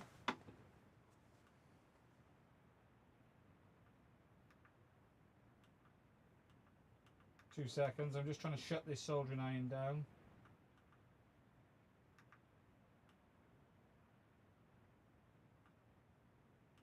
There we go. Okay, so You're going to want to see a bit closer, aren't you?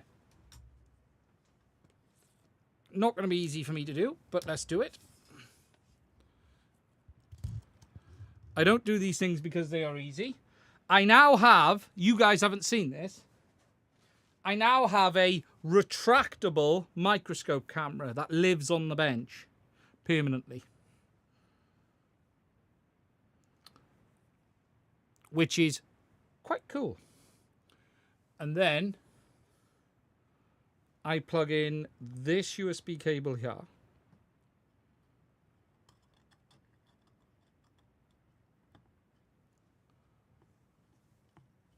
Put that up there. We are powered on. We need light. 1, 2, 3.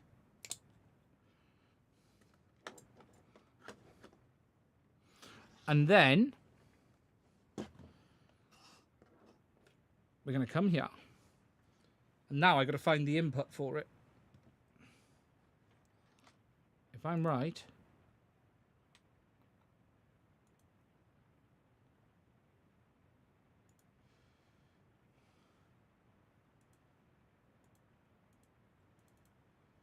Question is, am I going to be able to do this whilst live?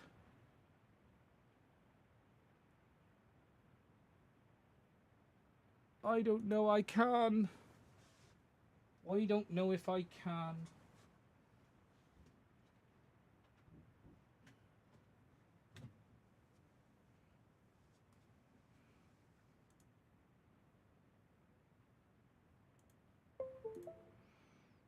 Let's see. Is it going to work?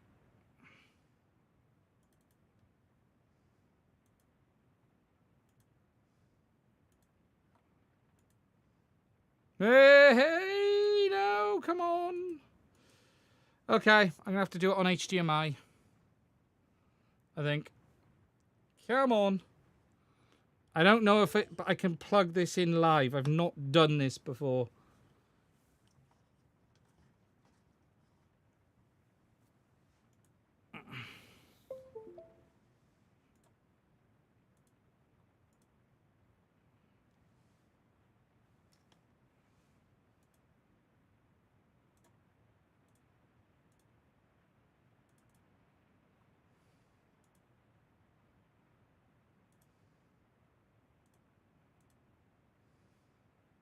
Hey! We got it!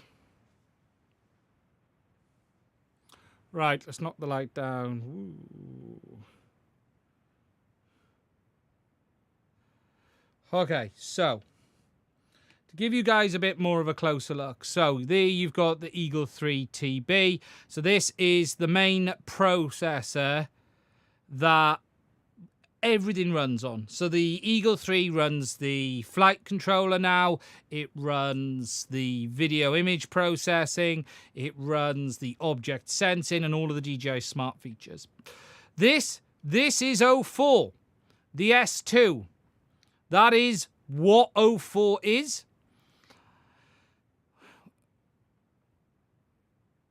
This chipset here is some new, what looks to be DJI-based RF front-end chipset, it appears. We're not 100% sure what it is, but that's what it seems to be. And then that goes into this can here, where you have the power amplifiers that go out there to the main antenna connectors. Shall we have a look? So down here is some MCUs for the ESC. So let me just refocus to try and get this. Let's see what we can find, shall we? Turn them around. Whoop. So that chipset there, oh, it's the wrong way around. It's upside down, but there's the number. So MPSS11 M6531A A83339 or 99. MP68 gateway driver IC. There you go. You got it. So there's the gateway driver. So what has someone said? MP631A gateway driver. Yeah. There you go. MP6531A. There you go. So that's the gateway driver for the ESCs. 4 of them. And then if we flip over, we've got some MCUs.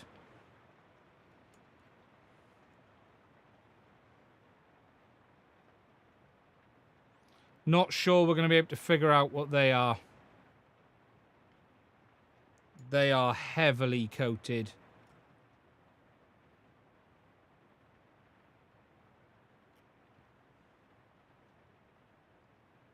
Big style.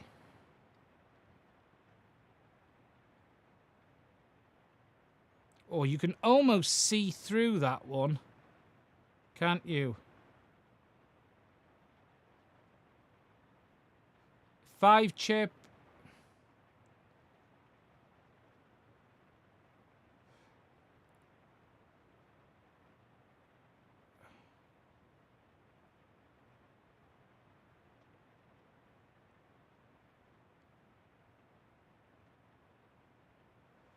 Yeah, not really a lot to see there. And then if we go up to the memory, what have we got on the NAND? There you go. Look, it even says NAND on it. So, what is it? Let's just get it under the microscope.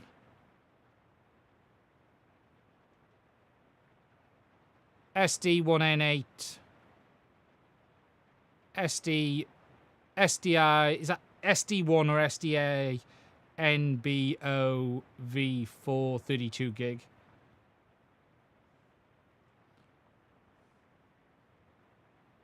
SanDisk iNAND, there you go. Shame we can't see what those ICs are. Oh, look, look, that is close. SP.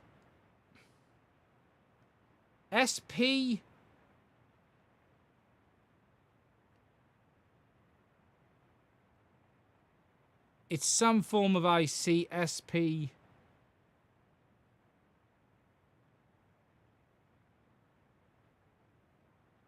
Let me just go under my microscope and just take a look at what I can see a minute under my one, because I might be able to tell you.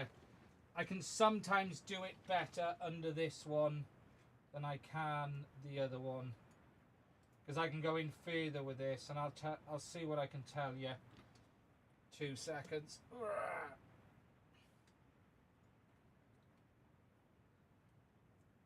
It's sometimes easier. Okay, so the IC's number is SP01168API.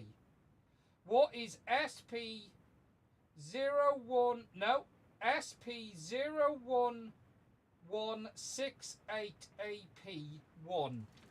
Anyone know what that is? I'm not in front to search. SP.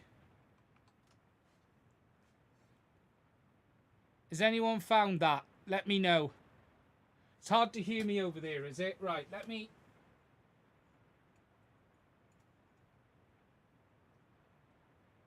SP011. SP011.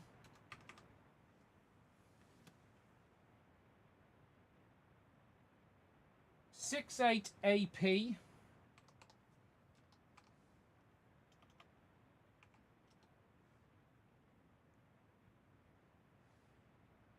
No, DJI did not send this to me. I bought it with my own money.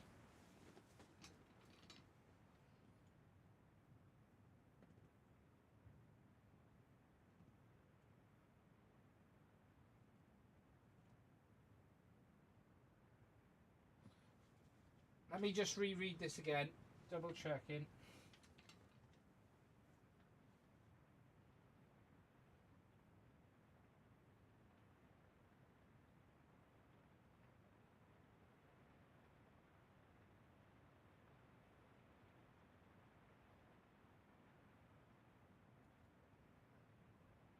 SP0 SPO, it could be SP011. SP011.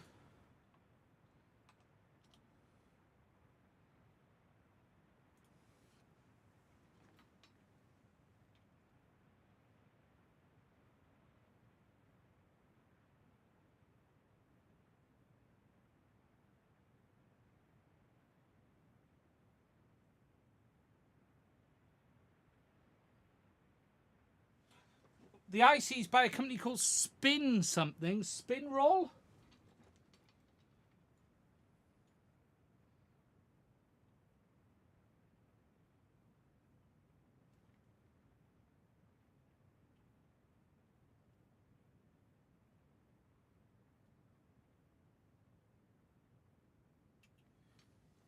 Spin Roll or something like that. Really is something along those lines. That really is everything there is to show you. Let me how's this? A minute. Let me just dispose.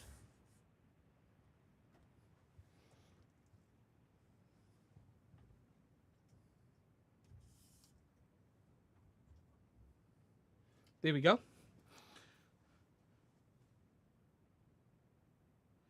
It looks like Spin Roll or something. I tell you what, I'm sure I've seen that on their products before. I am sure I have seen that on their products before. I've seen that name in something else. Spin Roll, Spin All. I have definitely seen that IC somewhere. Now,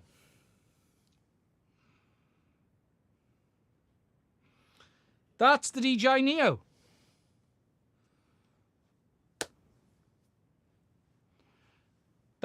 That's it, ladies and gentlemen.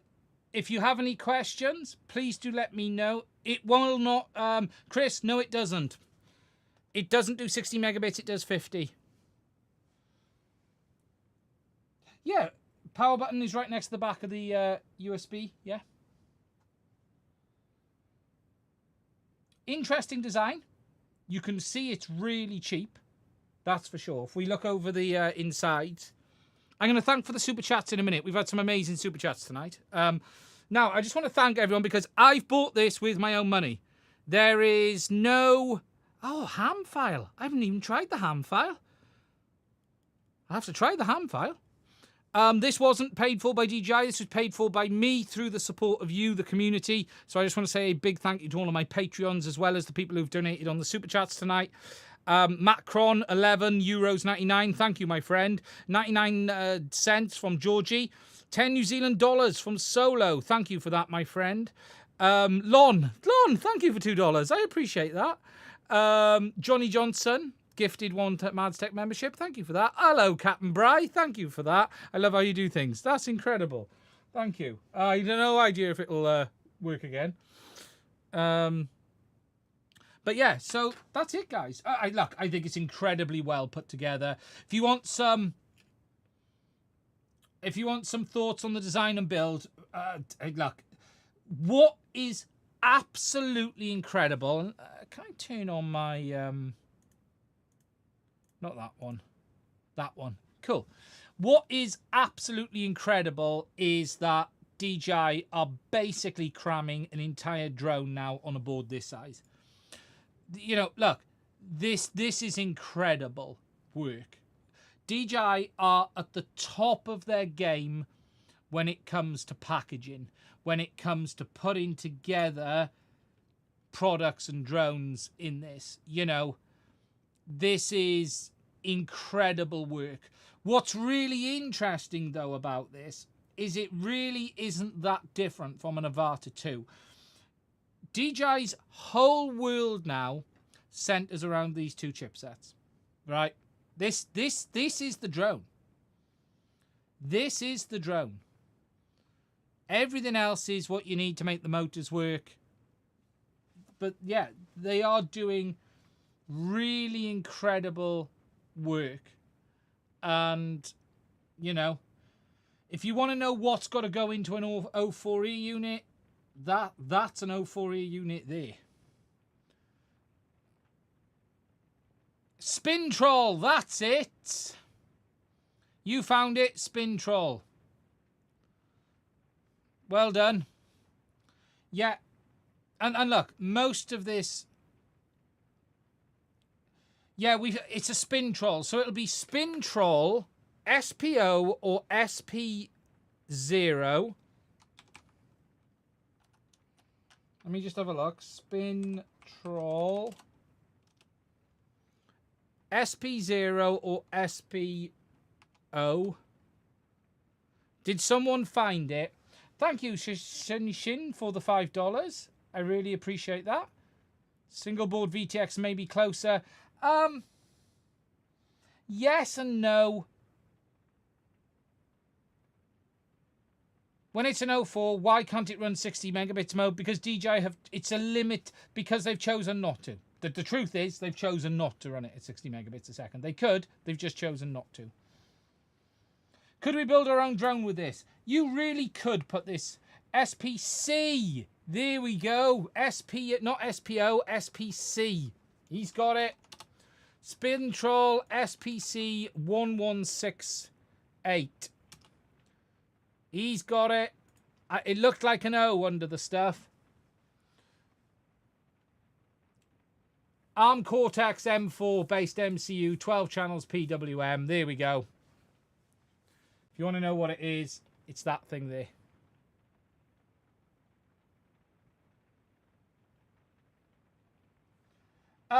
Look, this drone is not...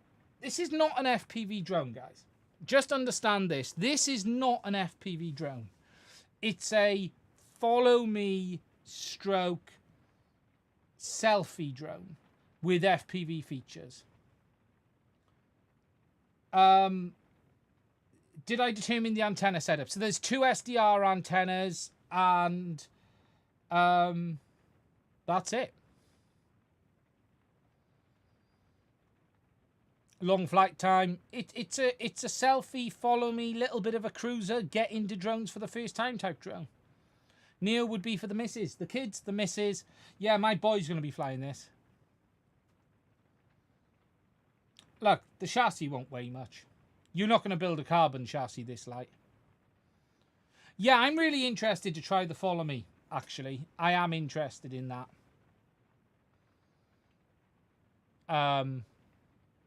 Cheap enough for a Christmas gift. It really is.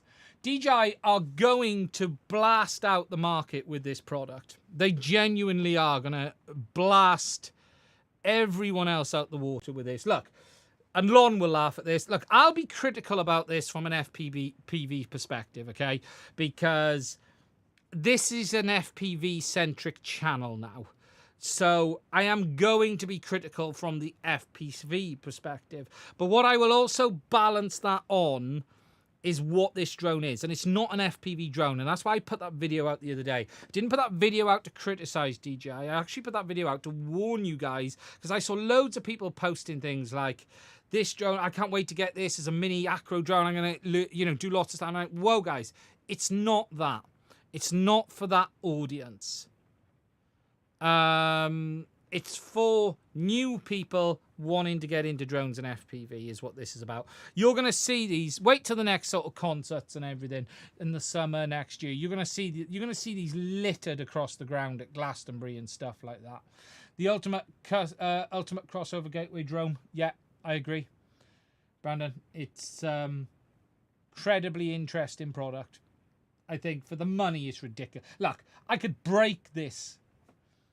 And the cost of it is... I'll tell you what's really cheap as well is DJI's Key Refresh. They're doing Key Refresh for next to nothing on this drone. They are doing Key Refresh for next to nothing. Yeah, there's really not a lot more to show you on the drone other than that. That's the thing. Now, I probably will do a teardown of the RCN3, but not today. I don't want to tear down a drone and a remote at the same time. I'll probably do an RCN3 teardown separately. What I do think is they must be using the SDR for Wi-Fi as well. That's not like DJI. That is unlike them. They usually have a separate Wi-Fi chipset. That's quite unusual, that. I'm just trying to think. No real downsides to that either. Show me what I'm working on. No, that was just charging a battery. There's some stuff here I can't show you, which is under... were external NIC on Android? Yeah, that's going to give you more Wi-Fi range. Yeah, 100%. I'll be honest. Something like this NIC here that I've got for OpenIPC, that will help with the Android Wi-Fi range. Will they unlock compatibility with goggles to a remote too? I'm not convinced they will. I'm not convinced. So we build our own 04. Look, this isn't an 04E unit, guys. Don't look. Wait for 04 to come. Just wait for 04 to come. It won't be this year, but wait for it to come. I do wonder if part of the falling out of the sky, right, is how floppy that gyro is. And if it moves too much. If you look at just how floppy this is, right? And look, I always have a floppy one. But this is really floppy, even for me. I wonder if part of the reason it falls out the sky is if you give it too many Gs, because we all know it's hard to find the right G. If you get it in the right spot. But if you give it too many Gs in the right spot, I guess it just shakes and hits the ground.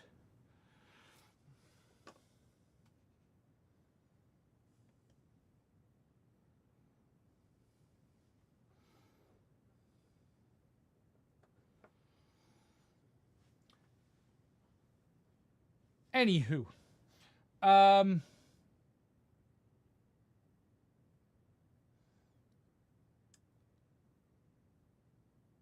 that's it. Strategically shaved ape was a good meme. Yeah, look, I've got to stop responding to fucking idiots who comment on my channel. I've done a bit of an exercise the last few weeks. And that exercise has sort of been having a bit of a pop back at some of the comments. And I have some amazing people who watch my channel. And you all here are amazing. I'll be honest, I've got some fucking idiots as well. And I'm just getting tired of the silly comments. But that comes with the territory. And you've just got to ignore it. And it's just... What you got to learn is you can't win. You know, today the channel hit 60,000 subs. And it's incredible. And we'll talk about that on Sunday's stream. But some people make my face hurt.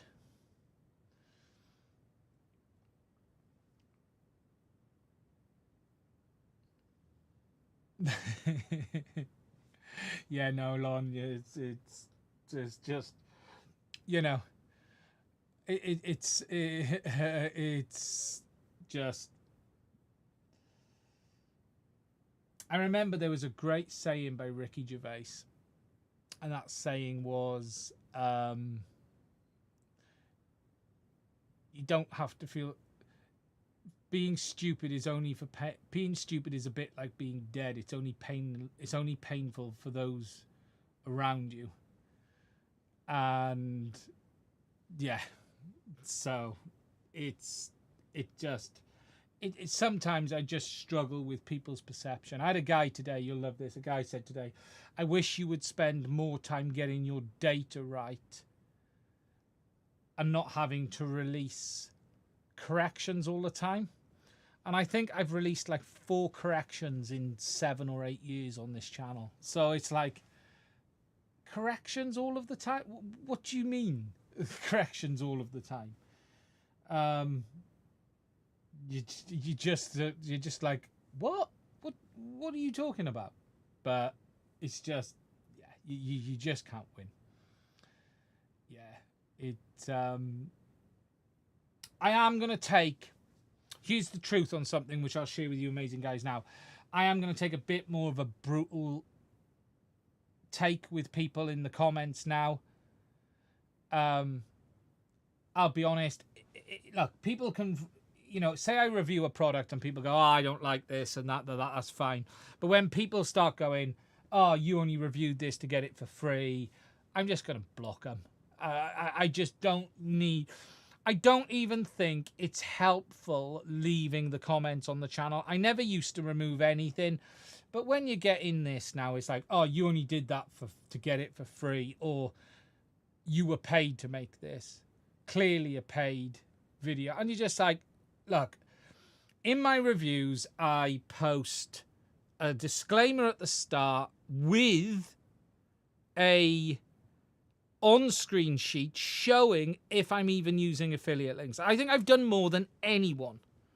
I think I have done, and I could be wrong on this, but I actually think, yeah, and Lon, you've hit the absolute nail on the head. There is a real difference between disagreement and disrespect.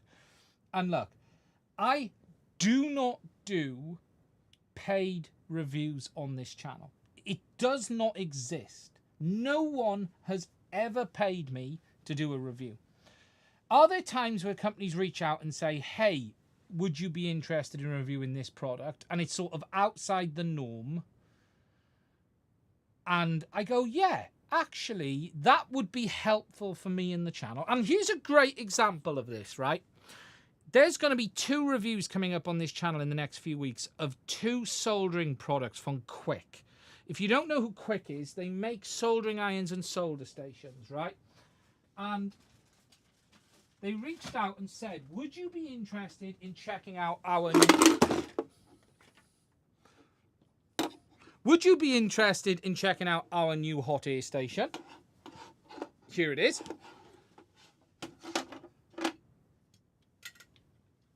And our soldering iron.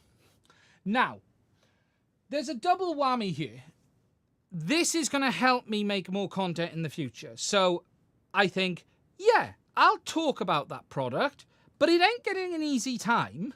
It's going to get the same review it's always had. There's nothing in my head that makes me think, oh, only say good things because I get to keep it. Here's the truth. 99% of stuff you send, you get to keep. Because the manufacturers cannot be asked to pick it up. That's the truth, okay, of reviewing stuff. Unless it is something outrageously expensive or you've done a specific loan agreement, it goes back. So here's a real example of that scenario. In that Orca review I did, Orca asked me before I did the review, what goggles and what RC systems do I have? For instance, for the RC system, the drone's going to be based on Ghost. Do you need us to put a module in? And I said, yes. If you could, I would be grateful, but I'll buy one if you don't. And then they asked, what goggles do you intend to use or have available? And I said, I have HD0 goggles, which can do analog, Skyzone 04Xs, and I can use a set of V2s. And they said, would you be okay if we loaned you, and this is a loan, they're going back, a set of our goggles to do the review with? And I was like, yeah, I'm okay with that. I'm not gonna, why would I not say okay to that? But here's the crux. The goggles are on loan. The remote controller is on loan. The bits they sent me to do it, it's all on loan. Now, if anyone thinks, he only did that to keep the goggles, I don't need any more goggles. Skyzone 04Xs, sitting there. In a box. There you go. I don't need free stuff. And I know this sounds, if they break on loan, do I have to pay for it? Yes.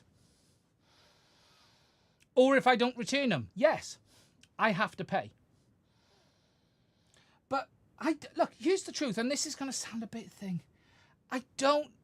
There's a point when you do this where you don't need stuff. I don't need another FPV quad. I don't need another remote controller. You know, I love doing the remote reviews, but there is no world where I need another freaking remote controller. I can promise you that. So the benefit for me is not there. I don't sell anything on this channel. I keep it for future reference, and that's not great, or I give it away.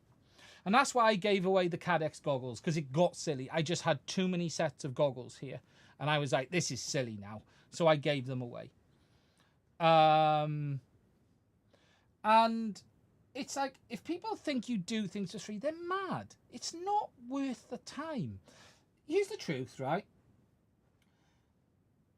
A review on a quad's probably 8 to 10 hours. The volume might be low because I'm on the overhead. Sorry, it's because I'm leaning down as well.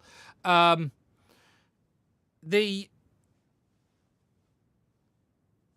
just don't need free products. That's the truth of the matter. But I'm not going to turn down to look at something which I think might be interesting. There is only so much. There's just so much stuff you can actually use to play with. Yeah. Look, it's. Do you put a monetary value on my time? Not to do this, because this is a hobby for me. This channel is an obsession hobby. This isn't my world. This isn't my income. So, for me, I get to tell people I'm not doing it if I want to. I can turn down anything I want to. That's why I don't do paid reviews, because I don't. Now, the amazing income from you guys, the Patreons, the viewers of the ads, allow me to do this, because DJI won't send me their products. DJI won't, you know, they don't want this. Can you imagine? Here's your DJI. Can you imagine this was something that DJI sent me?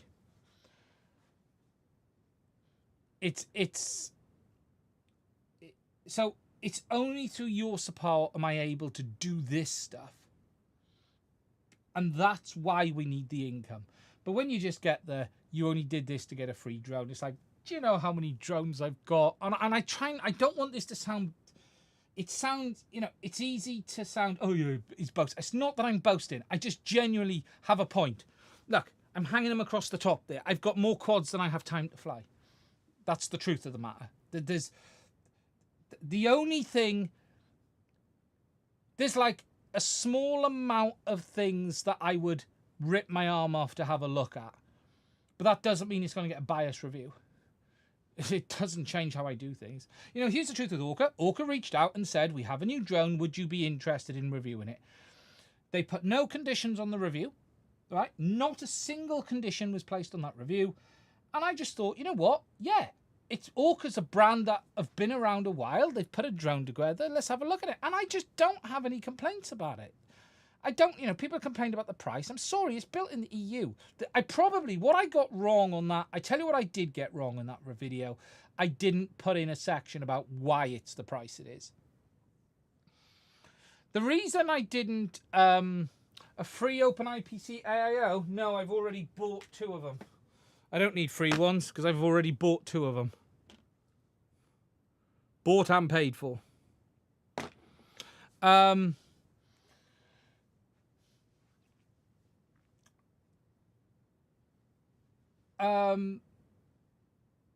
Yeah, I just thought, I haven't heard of Orca for a while.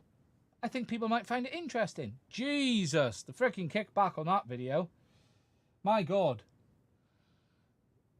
Crazy. Crazy. Why are you talking about Ghost? Nobody uses it now. Well, apparently 19% of the racing league uses it. I'm not sure 19% equates to 0. But yeah, you know.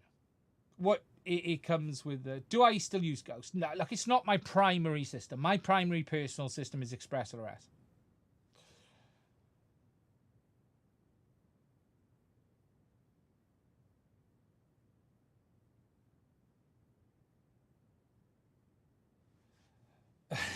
Terminal insanity. Being paid for by big open source.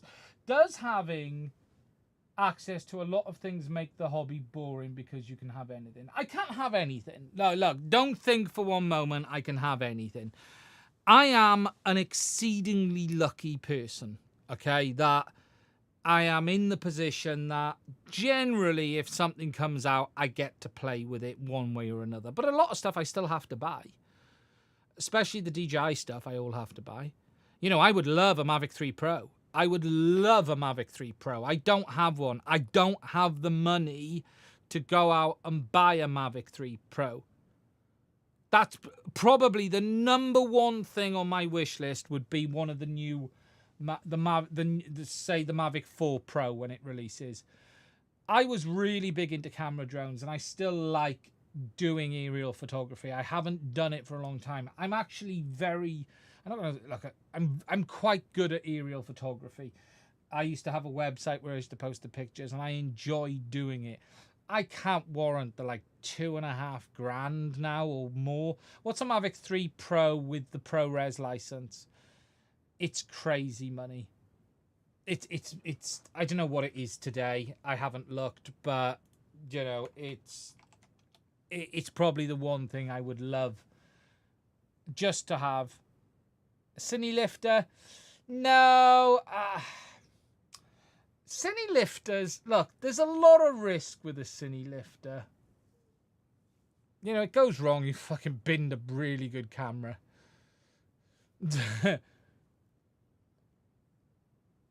I'll lend you a Mavic 3 multispectral. Yeah, I don't know what the price of a Mavic 3 is these days. I'd love a nice camera drone again. I don't have one.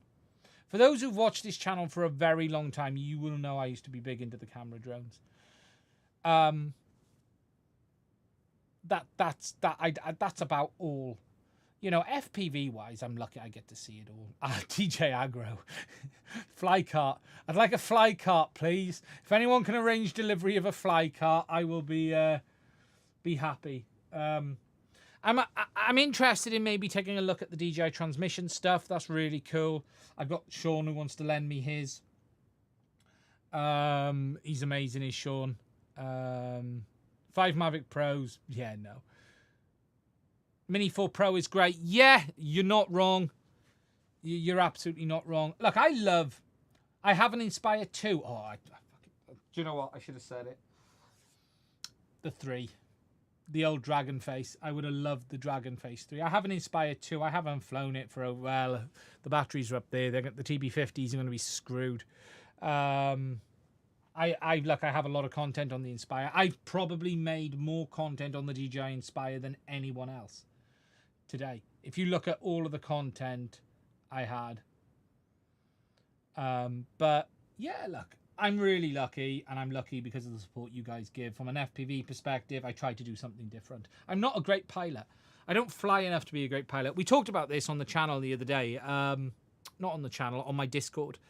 And we were talking about, you know, look, I think anyone can be a really good pilot. The difference between really good and great is sheer skill. The difference between absolutely crap and good is flight time. You know, and I tell you, someone I envy dramatically is Lazy Bardwell. He with that yard he's got, he is really lucky to be able to walk out of his door and just fly. You know. Those cameras, yes, they are. They're just security. Yeah, I don't fly as much as I'd like. Not remotely. At the moment, I'm horrific.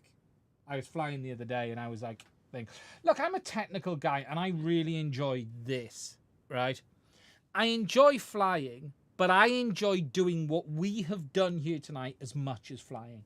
If you're watching this channel to go, oh, why does he never fly? Just unsubscribe and move on. It's not for you.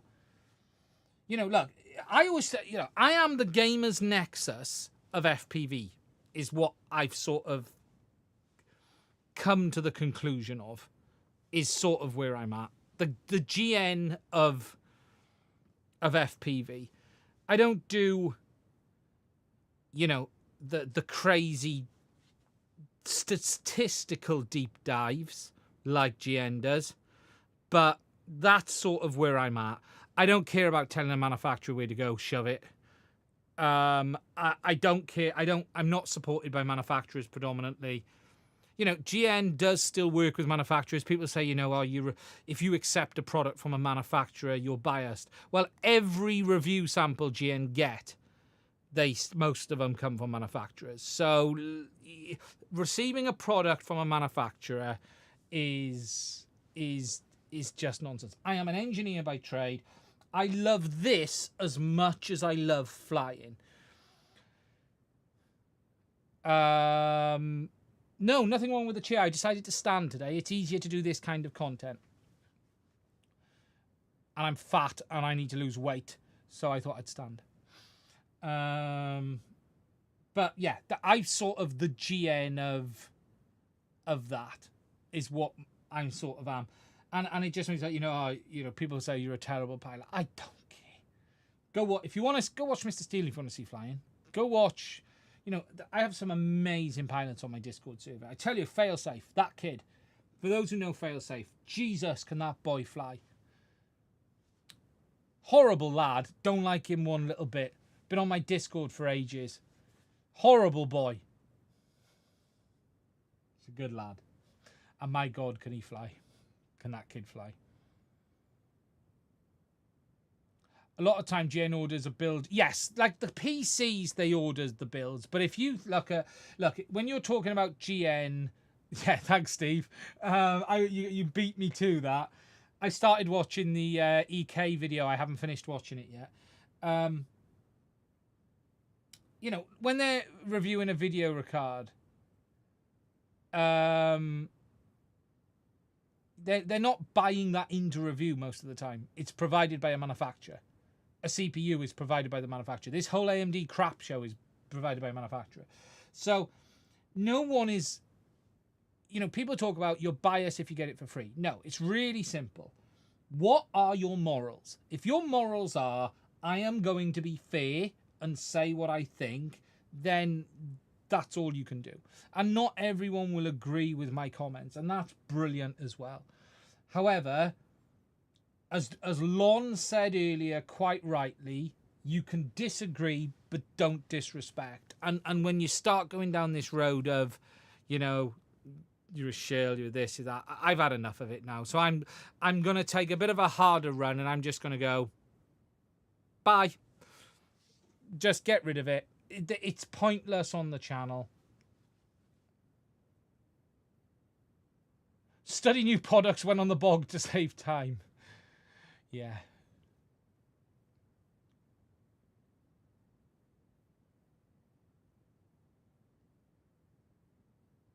Would this be fun if you did everything the same but had 0 viewers? That's how it used to be.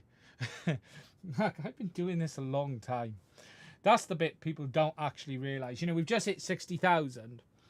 But my first video was in 20... I've actually been doing this 10 years. Believe it or not, right? People don't realise this.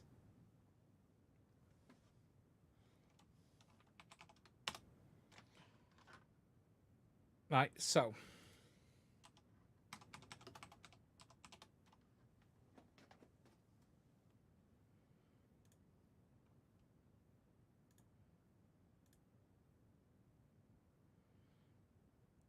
Right, let's... Videos. Oldest.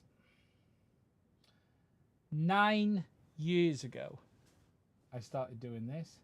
Look at some of these. Some of these use videos got some great views back then as well. Some of these got absolutely stonking views back then. 85Ks. Now, this isn't actually the first video on the channel, prop balancing video. This is horrific. I'll be honest. If you watch this... this is horrific.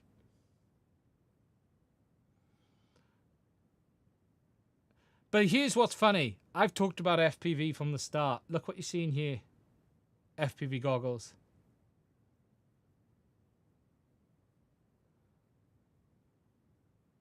Inspire 1. Oh, the old bench. Been doing this a long time. A long time. This video is horrific. Will this audio work? I don't think it will it there? If I turn that on, will this play? Let's have a look.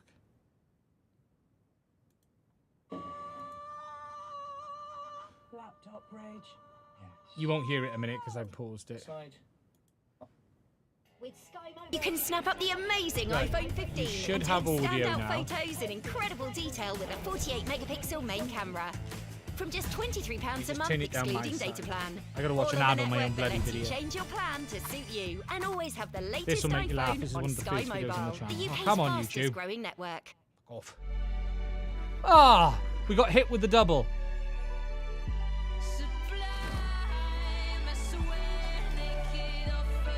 What kind?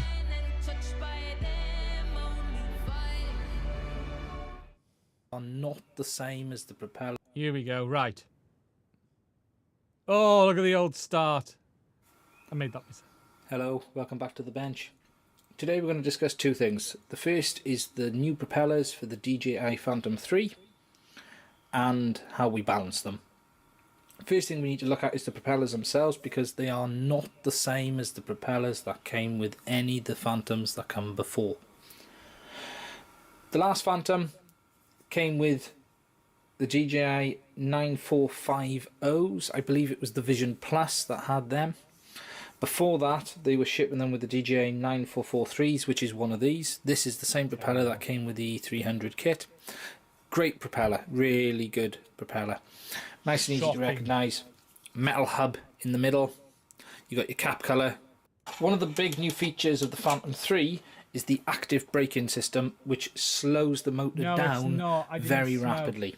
The problem with that is, if you were to use one of these propellers on that, because they wind and unwind on so very easily, the propeller could actually self-undo in mid-air and come off. Yeah, so you could lose a propeller in the air and your lovely new toy would fall out of the sky. To try and hold the So what DJI have done to stop that happening is they've introduced a new type of propeller, which is this. It is still the 9450 as New Jersey accent. Right, we're going to wrap this one up. Thank you for watching. I've now got to go and put this bloody aircraft back together and figure out if it even still works. Look after yourself, stay safe. We should be back same time, same place on Sunday. Thank everyone for the super chats. I really do appreciate it. Don't forget to check out my Discord, Patreon, Buy Me a Coffee, FPV Wiki. Ooh, all of the images I'm about to take, because now I'm going to get my camera out and I'm going to take all the pictures of that board, will go onto FPV Wiki. Leak in the description. Leak? A leak in the description. No, I'm going to take a leak. There's a link to that in the description. Look after yourself. Stay safe. I will speak to you soon.